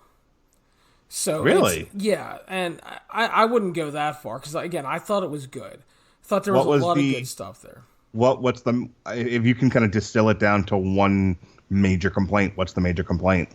I just saw a lot of this wasn't any good. Cody sucks. MJF isn't actually good. And okay. There's no deep dive in this bullshit, Mark. You know that. It's just random people throwing it out there, and it's like, yeah, what are you gonna do? But no, again, I like it. I just I was, like I said, I don't know if maybe I had my hopes a little too high. I was kind of really hoping that, because I think MJF is really good. I've loved a lot of his heel stuff. I've watched like his whole MLW run. I thought he's grown really well, but he's a guy that I've been kind of waiting for to have that real breakout singles match, because he has like all the basic heel tools in that box right now. But for me, and he, obviously, you could look at the history of wrestling. Not everybody has to be an absolute great worker in terms of in the ring and executing moves and shit like that. Dusty drew a shit ton of money, and Dusty wasn't the greatest worker in the world. Hogan drew a fuck ton of money. He wasn't the greatest worker in the world. And I'm not saying that I need MJF to be a Kenny Omega clone or anything like that. I was just, like I said, I wanted a little more, and I don't know how else to put it. But no, I enjoyed it. Thought it was good. Just a lot of entertaining stuff here. A lot of stuff to build off of. Obviously, you were talking about how you were almost half expecting them to take the count out. I was half expecting the bell to ring, and him fucking kick Cody in the nuts and get DQ'd and leave. Yeah, just to kind of fuck everybody, because he would have got booed out of the goddamn building. So, but no, I enjoyed a lot about this, and I'm very curious to see where they go. Yes, sir. Because obviously it will continue. Next up, what ended up being our co-main event of the evening, Pac facing off with Orange Cassidy, set up on Dynamite last week. Pac ended up defeating Orange Cassidy 13 minutes via submission. First thing I want to say, Mark, this was fucking wildly entertaining. Yes, sir. It was different, and we kind of talked about this earlier. It was different than anything else on this show. We got to see a new side of Orange Cassidy, because he actually did fire up during this match at times. To quote Chuck Taylor, he's going to try. And he did. Is this the shtick he does on he was doing on the indies, where he would do the shin kicks and the I'm on ether routine until a certain point in the match where he would flip a switch and turn into a wrestler? Yeah. Okay.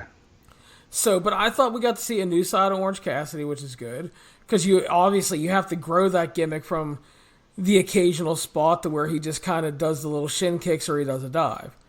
And the other thing is I thought this was cool because we also kind of got to see another side of Pac, because he played into it a little bit at the beginning. And then, like, seeing his frustrations late in the match when he kept trying to go up top and Orange Cassidy kept rolling out of the ring. The best spot of that was Orange Cassidy keeps rolling away from him. He throws him back in, and then he'd roll out the other side. So Pac rolls him back in, and then he jogs around to the other side of the ring. And he stops Orange Cassidy, and Orange Cassidy just gets the biggest smile on his face. And then Pac is just like an incredulous bastard. So he wants to kill this man, which was great. And again, I thought this was wildly entertaining. I really enjoyed it. Obviously, the right man won, especially because Pac was coming off the Iron Man match loss to Kenny Omega. Down the stretch at the end, the Lucha Bros came out and attacked the Best Friends. They brawled to the back. So we're going to probably start a program with them. And, I thought it was really good. I really enjoyed it. And, you set up another program and you kind of expand on the characters of Orange Cassidy and Pac in the process. I found this match highly entertaining. I like what you said about, Pac was still a villainous heel, but he also leaned into what is obviously an overly gimmicky kind of match.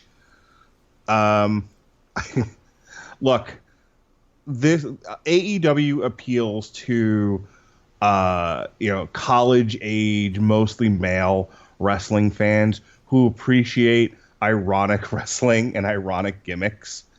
The fact that they were staring at each other doing the shin kicks, and almost immediately the crowd's chanting "Fight Forever" and "This is awesome." Tongue firmly planted in cheek. I people listening to this who haven't heard me before have obviously heard me make a lot of jokes tonight. I get it, man. I am from the Zucker Brothers School of Comedy. I enjoy a good parody. This was great. This was not supposed to be Chris Benoit and Kurt Angle WrestleMania 17. This was supposed to be, fun time. This is dancing bears and dogs and tutus. That's what this match was, and I thought both guys played their parts well. Yes, we got to see what Orange Cassidy was doing as you said, on the indie circuit. We got to see a different side of Pac, where Pac wasn't just the growling, snarling, angry heel. He was clearly having some fun in there, even though he was doing it with a sour face. You needed something to break up the monotony. I don't know if monotony is the right word, but you don't want, as we say on the Metal Hammer of Doom, you don't want your wrestling to be samey. And this was my big complaint over last year's summer shows, where it was 97 30-minute matches where everybody is bumping all over the fucking ring and outside of it. So, you had your blood feud with MJF and Cody, you had your girls, you had your over-the-top 30-minute tag team match, and now you have something utterly, and as we say in Monty Python, and now for something completely different, Pac Orange Cassidy. So I appreciated it for what it was. Exactly, and don't get me wrong, too. The other thing is, I know there are a lot of people that fucking hate Orange Cassidy. They either don't get it, or it's just not their taste, and that's fine. Again, if you don't like it, don't watch it. But there's one thing, Mark, that I think we'll agree on, and people can't deny. The dude is fucking over. Yes, sir. Okay, and the thing is, you kind of made the tongue-in-cheek reference, but that's the thing. When you have a gimmick like that, the guy playing the gimmick has to lean into it 1,000%. He has to be all in on it. And when he's all in on it, then the crowd is in on it. And when everybody's in on the joke, so to speak, it works. It's like in Chikara when they would occasionally bust out the slow motion wrestling spot. And they would do the slow motion wrestling and the crowd would go, "This is awesome," along with it, instead of doing a regular chant. And then when it would speed up, they would go back to normal. The thing is, you kind of have to be in on it. And again, if you don't like it, that's cool, because we talked about this before. It's an important thing. Not everything is going to appeal to everybody. AEW may not be for you. You may fucking loathe Orange Cassidy, but you may love Pac. You know, and again, like I said, there are people that fucking absolutely think Joey Ryan is a fucking genius because he's a famous dick wrestler. And there's nothing wrong with that. Love what you love. But the thing is, I mean, Orange Cassidy's fucking over. This crowd loved this. Pac is great. And like I said, I liked seeing different sides of both guys. And I think that was the real strength. And as you mentioned, too, the card had a great variety of stuff. The Dark Order SCU match was a really fun, competitive match that also had a big angle element to it. Jake Hagar and Dustin Rhodes was a grudge match following the broken arm. Darby Allin and Sammy Guevara was also a grudge match, but it was worked in a completely different style, obviously, than Dustin and Jake Hagar. The tag team title match was just an absolutely fucking, like, they were trying to tell the epic, and whether you liked it to that degree or not is obviously debatable, because, like, for example, Mark didn't like it as much as I did. He really enjoyed it, but he thought it could have been a little shorter, to whereas I extremely, like, loved it to the 10th degree. But that was completely different than any other thing that preceded that. The women's match also tried to be different. Unfortunately, different was also bad in this case. And then, as you said, MJF and Cody was just the old Crockett era territory blood feud. And then Pac and Orange Cassidy is kind of a mix. The Rocky Horror Picture Show. Yeah, it's a Rocky Horror Picture Show. It's a mix of a comedy match. It's a real match at times. It's just different, but it's a variety. And, you know, that's great. And that's why I think this card had a big success factor. I brought that up, and I don't know if everyone's going to get the reference. I may be dating myself here. Do you ever do that? Do you ever go to, like, the midnight showing of the Rocky Horror Picture Show and do the singing and the dancing and the throwing of the toilet paper? Of course I did, Mark. I was music major. Yes, sir. As did I. And it was, you know, big thing on Long Island where I grew up. Clearly, it was a big thing where you lived. Sometimes that's a wrestling show. It's a bunch of people who are in on the gag, doing kind of participating in the activity. And so I've referenced them a few times. I don't need to do it, an 88th time. But for the folks that are going to look at this and going, how the fuck do you take wrestling seriously when you have a guy doing clearly an act? You do it and it works because the crowd's in on it. And for the 13 utterly inoffensive minutes this took up in a 3+ hour broadcast, it's fine to have some fun. It really is. It's fun to have an audience participation segment, and then we get on with the meat of the show, Jon Moxley and Chris Jericho. And to think that this isn't the UFC. Not every fight has to be utterly or blood sport if you want to go in another direction with this. This isn't supposed to be worked shoots. I love the variety aspect of wrestling. So if you give me one segment in a show like this where we can kind of turn our brain off for a second and have fun and participate and yell things like "this is awesome" when they're 30 seconds into it, take a Xanax. You'll be okay. Yeah, I agree, man. There's nothing wrong with fun. I mean, who doesn't like to have fun? Communists, that's it. But still. Oh, cry! I fucking lost my shit the other day. We're sitting at the table, and I forget what the hell I was making Alex something to eat. Alex is my 8-year-old, and oh, cry! I wish I could remember what I was cooking. Let's just say it's pizza. It probably wasn't, but I was cooking something she really likes, and I was like, "Alex, we're having pizza," and she's like, "All right." And I'm like, "Who doesn't love pizza, Alex?" And she goes, "Communists." And I was like, "Shit." I'm like, yeah, like she's been hanging around Dad too much, but that's all right. Well done, sir. She watched. She was homesick, unfortunately, on Friday. She was watching over my shoulder as I was reviewing Main Event. And she was sleeping through part of it, and then she woke up for Riddick Moss and Cedric Alexander. And so she's sitting there and kind of watching over my shoulders. I'm reviewing, and she really liked Cedric Alexander. Was having a blast, and then he lost. And she's like, "Why'd the guy that was really good and fun lose?" I was like, "Well," she's like, "Oh, the guy wasn't any good." And then she goes, "Going back to bed." I'm like, all right. I'm like, me too. But yeah. With my son who thinks Joey Ryan is hysterical, and I don't know if you saw this when I posted it way back when, But without having pre-watched it and not knowing what it was, I yelled out apropos of nothing that was going on at the time. It just happened to pop up on my Fight app, the first Joey Ryan's penis party, and because I'm a bit of a card, I yelled this out in the middle of the house. I'm like, "Oh my God, Melissa, Joey Ryan's penis party is on the Fight app," and my son running in from the room's like, "Joey Ryan's what now?" So I had to introduce him to the world of Joey Ryan. I've showed him clips on YouTube. He thinks Joey Ryan's dick flip is the funniest thing he's ever seen. So not knowing what this particular show was all about, he insisted we watch it, and I was like, "What the hell? How bad could this be? It's wrestling." Then I saw that 6-person main event and was like, "Well, this was a poor parenting decision." So they announced the second one, and I'm going to watch it before I show it to him, if I show it to him at all, because I got to make sure this is appropriate for a 6-year-old, which it probably won't be.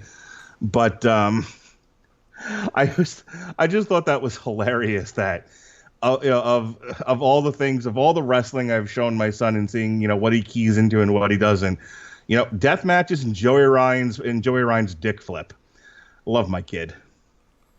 Some questionable choices going on there, Mark, but I'll allow it. That's all right.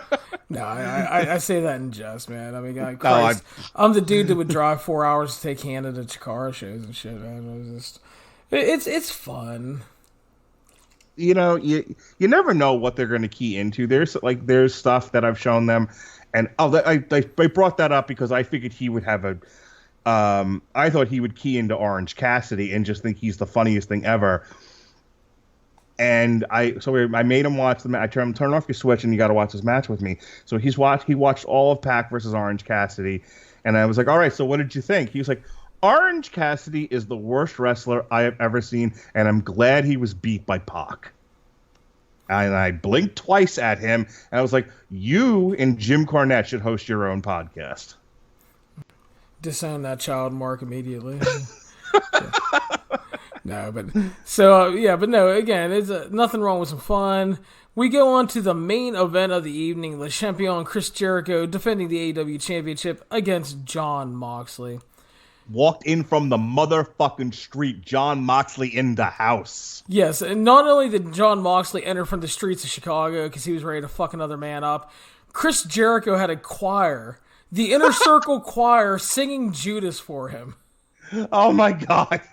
Speaking of the Rocky Horror Picture Show and Irony Wrestling, this was brilliant. Just everything about how I was in love with this entire opening segment, between him walking in like a badass from the street, like they woke him up in an alley, gave him meth, and he was like, "I'm ready to go."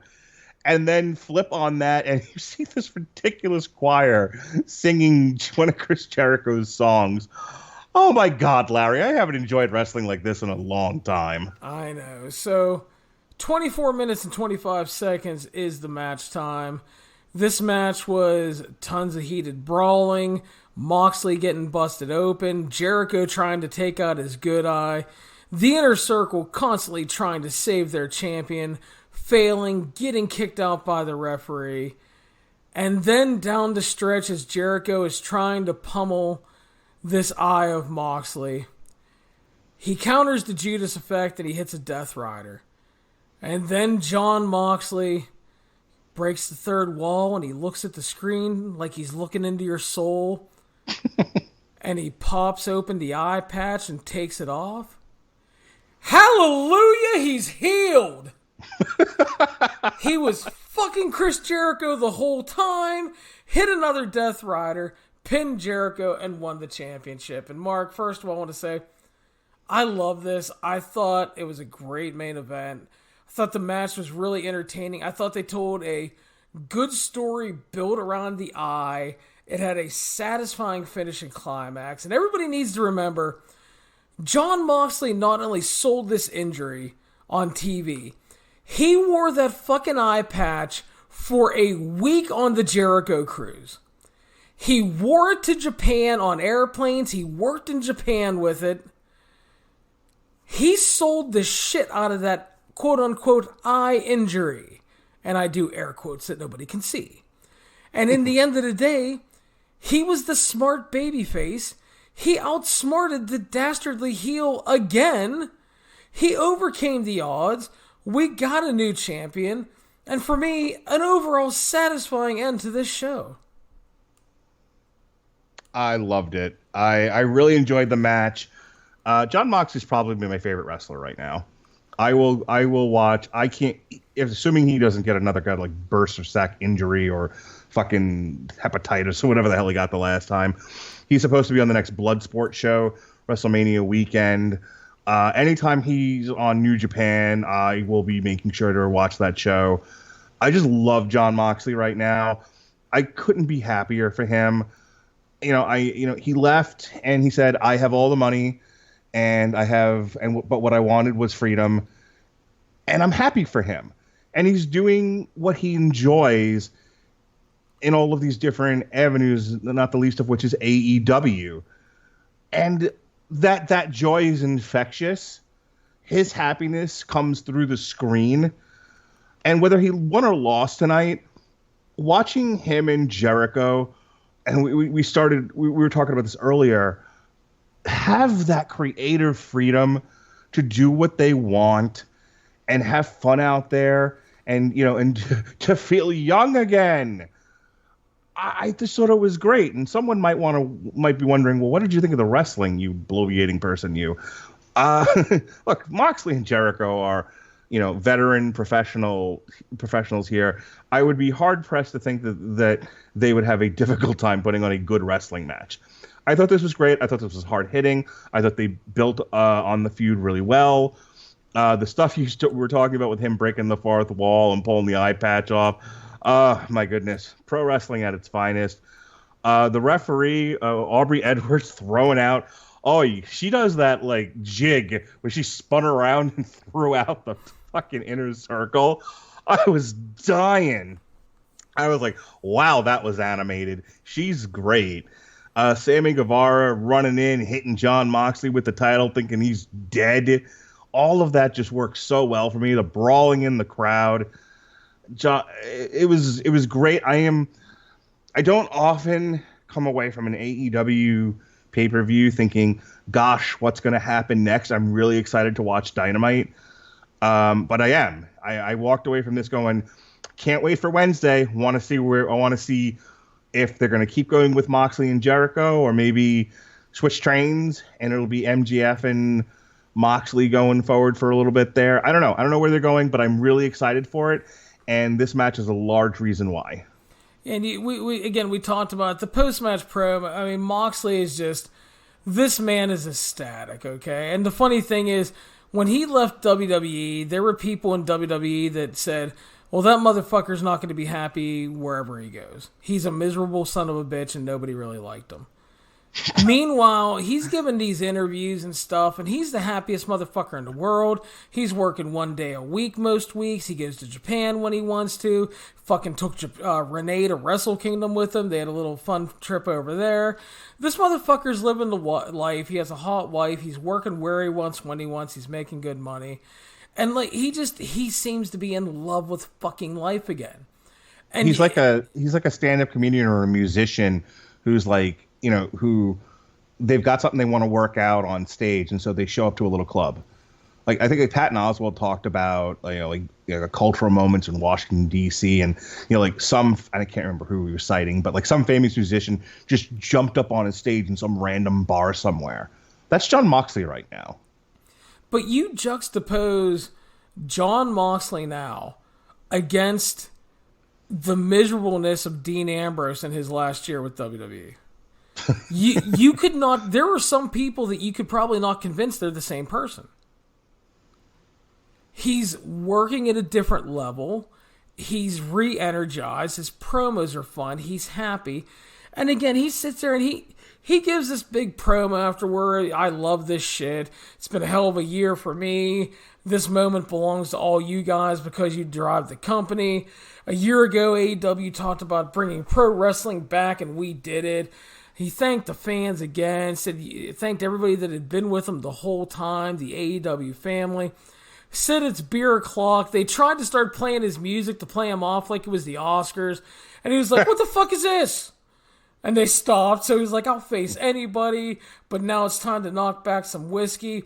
This was going on for a long time. He started leaving through the crowd, and much like the Hangman Page Kenny Omega thing, you cannot trust when they drop the lower third. Like on an NXT show when Ciampa attacked Gargano back in the day. You cannot trust the lower third. I kept waiting for somebody to fucking like appear and kick his ass down the steps. But it was just Jon Moxley won the title. He was a happy motherfucker. He's going to go home and get lit and have a wonderful night with Renee. And good for him. Happy motherfucker. The crowd's happy. Good end, satisfying conclusion to the show, Mark. And it's a wonderful thing to see. Quick question.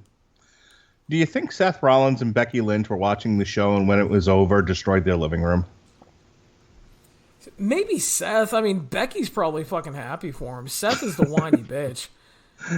Becky's looking at Seth, who's kicking the cat and smashing the coffee table, going, calm down over there. Seth's the one who fucking was all like, oh, Dean went to... He's still calling him Dean. Yeah, he's like, Dean's going to AEW and they're trying to take food off our table and all this shit. And it's like, fuck you. He wasn't being used. He wanted out. He was miserable. Here's the thing. How many times do we hear about somebody being unhappy?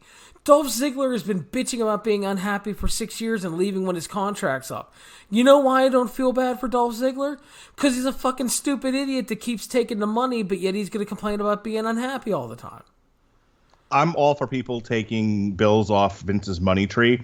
I hope more do it. I hope more figure out the game, and that is... to do little work for a lot of pay in WWE until you two can be Jon Moxley and don't have to work for anyone anymore. You can do whatever it is you want. I really do. I hope people figure out that's the game. But if you are going to take the money off the money tree in the WWE and you are going to stick it out, you're right, Larry. Don't then go on Twitter or whatever the hell else you're going and bitch and complain about what a stifling environment the WWE is. That's the Faustian bargain. You want to take the money? Shut your fucking mouth and do your job. Yeah, you can't bitch about not liking Chinese food and then go to a fucking Chinese buffet every day. This is the worst Chinese food I've ever had. I'll be back tomorrow. Yeah, I'll be back tomorrow. Thank you very much. But seriously, it's like, and don't get me wrong, because I've said this all the time about various people. I have no problem if you're just in it for the money. That's okay. I don't mind that. I mean, because here's the thing. I don't have to love and respect it. I can love and respect people like Cody and these guys who are in it for the love and they want to build this company. They also want money, don't get me wrong, but there's also more to it for them. But here's the thing, again, if you're Dolph and you're bitching for 6 years, don't expect me to sympathize with you. Because you're getting paid a fuckload more money than I am. Okay, or the other side of that, if you're Seth Rollins, why don't you focus on doing your job really well and quit complaining about everybody else? Well, and here's the thing, because granted, I know he was probably sick of being asked about Jon Moxley in every fucking interview after he left and went to AEW. I get that. But here's the thing. I listened to you for 5 fucking years talk about how Roman and Dean are your brothers. Your brother decided he didn't want to be in that company anymore. Why couldn't you just go, listen, I hate that he left. We used to ride on the road together. He was like my brother to me. I wish him the best. We're the biggest company in the world, and it's not going to be easy for him. Something like that. Right. That's all you have to do. Yeah, exactly. Be an adult. Because, again, I don't mind Seth being the company man. Because that's his fucking job. He's a top guy. He's looked at to be a company man. But don't whine to me that Dean's going to take dinner off my table. Fuck you. There's a big space in between being an appropriate ambassador for your company and shitting on something else in somebody else's company. There's a big space in the middle there to work in. Yeah. Well, here's an example, obviously on a much smaller scale. Jeremy Lambert left the show here when we were doing. Jeremy had a lot of work, and he was not having enough time to spend with his wife. He's like, hey, Larry, I got to stop doing the podcast. Okay, kind of rocked me. I needed a couple hours to figure things out. Talk to him like, dude, I understand. Wish you the best. And then people always hit me up. Dude, I miss Jeremy. Oh, I fucking miss Jeremy, too. I love talking to him a couple times a week. We still one guy has left one guy left that same comment on like 9 of your podcasts. Yeah. And it's just like, I fucking miss Jeremy too. But I mean, how am I gonna look at a dude and say, I don't care if you want to spend time with your wife instead of talking about, men grappling in their underwear. Fuck it. I mean, there's nothing wrong with that. Jeremy is happy. He has free time for his wife. He can do a little extra work that doesn't get into his time with his wife. He can make some more money. He's happy. I fucking miss him to death. But the good news is I was able to figure things out. I get to talk to Steve every Wednesday and other days. I'm getting to talk to you. I've been able to talk to a Cubs fan about Lucha. Been able to talk to Ian in the UK. I'm making it work. Again, it sucks because Jeremy is one of my really good friends, and he's also somebody it's not like an online friend. We've met in real life. We've hung out. We've gone to NXT shows. We went to a Bellator show and covered it for the site. The best part about that story is it was fucking Valentine's Day. Aw. Valentine's Day for a Bellator show, which the fucking chick at Bellator fucking ribbed us about so bad because we're from the same website. I'm sure. But the good news is that the chick at Buffalo Wild Wings was sweet and gave us the Valentine's Day special. Oh, well, that's lovely. Not going to complain. But no, I fucking missed the shit out of Jeremy. But I mean, I'm not going to sit there and cry about it and fucking be an adult like you said. But yeah, man, I don't know. Little tangent there. Overall, Mark, AEW Revolution 2020, what did you think of this show? Well, after all is said and done, if I think back on it with the good, the bad, and the ugly, I'm going to go ahead and give this a solid B. Wasn't perfect. There were things it could have improved on, but overall, better than average. I really enjoyed a lot of it. Some of it I wish could have been better, but I'll tell you, starting from the very beginning with their shows all the way till now, just the pay-per-views I'm talking about, they have made such strides, such major improvements. A lot of the things I complained about with Double or Nothing, Fyter Fest, and Fight for the Fallen, they've largely improved or completely fixed. And so, yay, AEW, and I will continue to watch Wednesdays, either live or DVR'd, and I will continue to throw money into this product because they're not going out of their way to piss me off. Hint, hint, nudge, nudge, say no more. Fair enough. I thought overall AEW Revolution 2020, really good show, fun pay-per-view. I love the tag title match. I thought it was outstanding. I thought the main event was great. We got the big title change. They continued some undercard programs. I thought the show had an absolutely tremendous atmosphere. We got some of the young stars some time to shine on this show. And again, like I said before, this is far from a perfect show. I think there were some issues with the card layout, which Mark and I talked about here. Some highly questionable choices there, specifically the opener and the positioning of the women's title match. Overall, though, I did find it an enjoyable night, and as you kind of brought up, Mark, I'm really interested to see where people like Jericho, the Bucks, and Moxley specifically go from here, because Jericho loses the title, Moxley wins the title, but there's nobody right technically that you would think is the immediate title challenger. You know what I mean? And then the Young Bucks did not win the tag titles again, and they didn't turn heel, but they highly played into it with the crowd. What is that going to be like going forward with the Elite? So I like coming out of this show that we have questions. There's probably going to be some fallout from various things on Wednesday night. We also have the debut of Lance Archer Wednesday night. And we may even have the Exalted One debuting. Who knows? So definitely some very interesting stuff coming out of the show. Really enjoyed it overall. And with the buy-in show, the show was about 3 hours and 45 minutes. So I'm glad that they did not bust over 4 hours, closer to 5, like one of their pay-per-views did previously, which I did not like. The other thing I do want to compliment is the fact that they have done a really good job of, from the early shows, getting rid of all the 3- and 4-way matches. Yes. Because I understood the early on. I understood why they did it early on, because they weren't on TV yet, and they were hoping to get people to watch and introduce some talent before they went to TV. I understood the logic behind it. But it also kind of bogs down a card, and it gives you that everybody gets a spot bullshit, when not everybody needs a spot on the show. Jurassic Express did not have a match. Lucha Bros didn't have a match. Best Friends didn't have a match. Santana and Ortiz didn't have a match. Not everybody gets to be on pay-per-view. And I think that it's a good thing that they got away from that, because I believe that when you book for pay-per-views to not only mean something and be important, and that not everybody gets on it, that you keep your roster hungry. So 100% agree with you. But Marcus, I do want to thank you for your time, my friend. Get your plugs out of the way. I did not forget. Thanks, Larry. You can check out the Radulich Broadcasting Network, fully part now of the W2M network. We are, the website is w2mnet.com. On your podcast device, whether it's tablet, phone, whatever app you're using to listen to podcasts, just put in W2M. You will find all of our shows, all the Radulich Broadcasting shows, plus the Kickoff, that wrestling show, video games to the mats, et cetera, et cetera.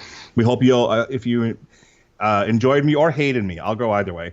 And you want to listen to what other more rambling things and references like I make, or stories about my kids, that's the place to find us.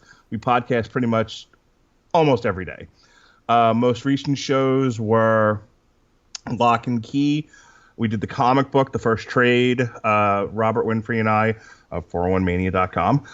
We reviewed the Lock and Key first season on Netflix.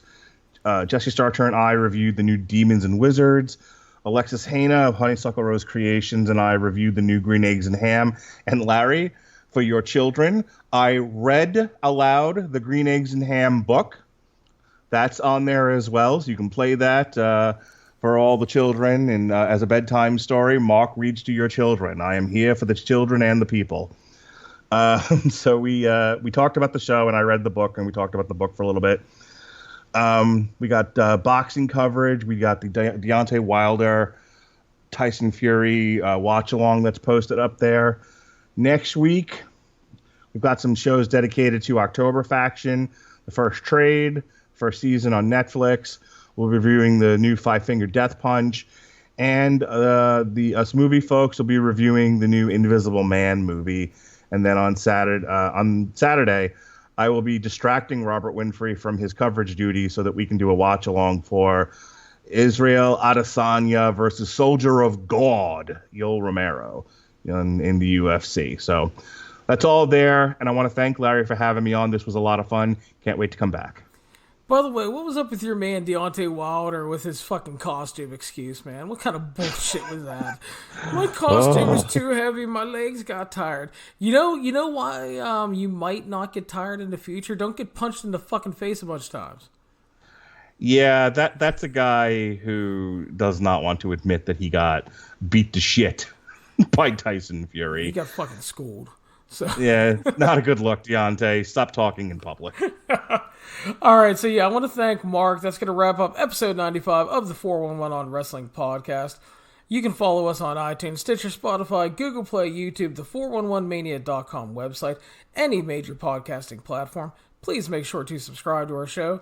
Share us around on social media. Give us a thumbs up on YouTube and make sure to subscribe there as well, because we would greatly appreciate that. Again, thank you guys for an absolutely great February of downloads. You guys are awesome. We greatly appreciate you, and Steve and I will be back early Thursday morning reviewing the Wednesday Night Wars.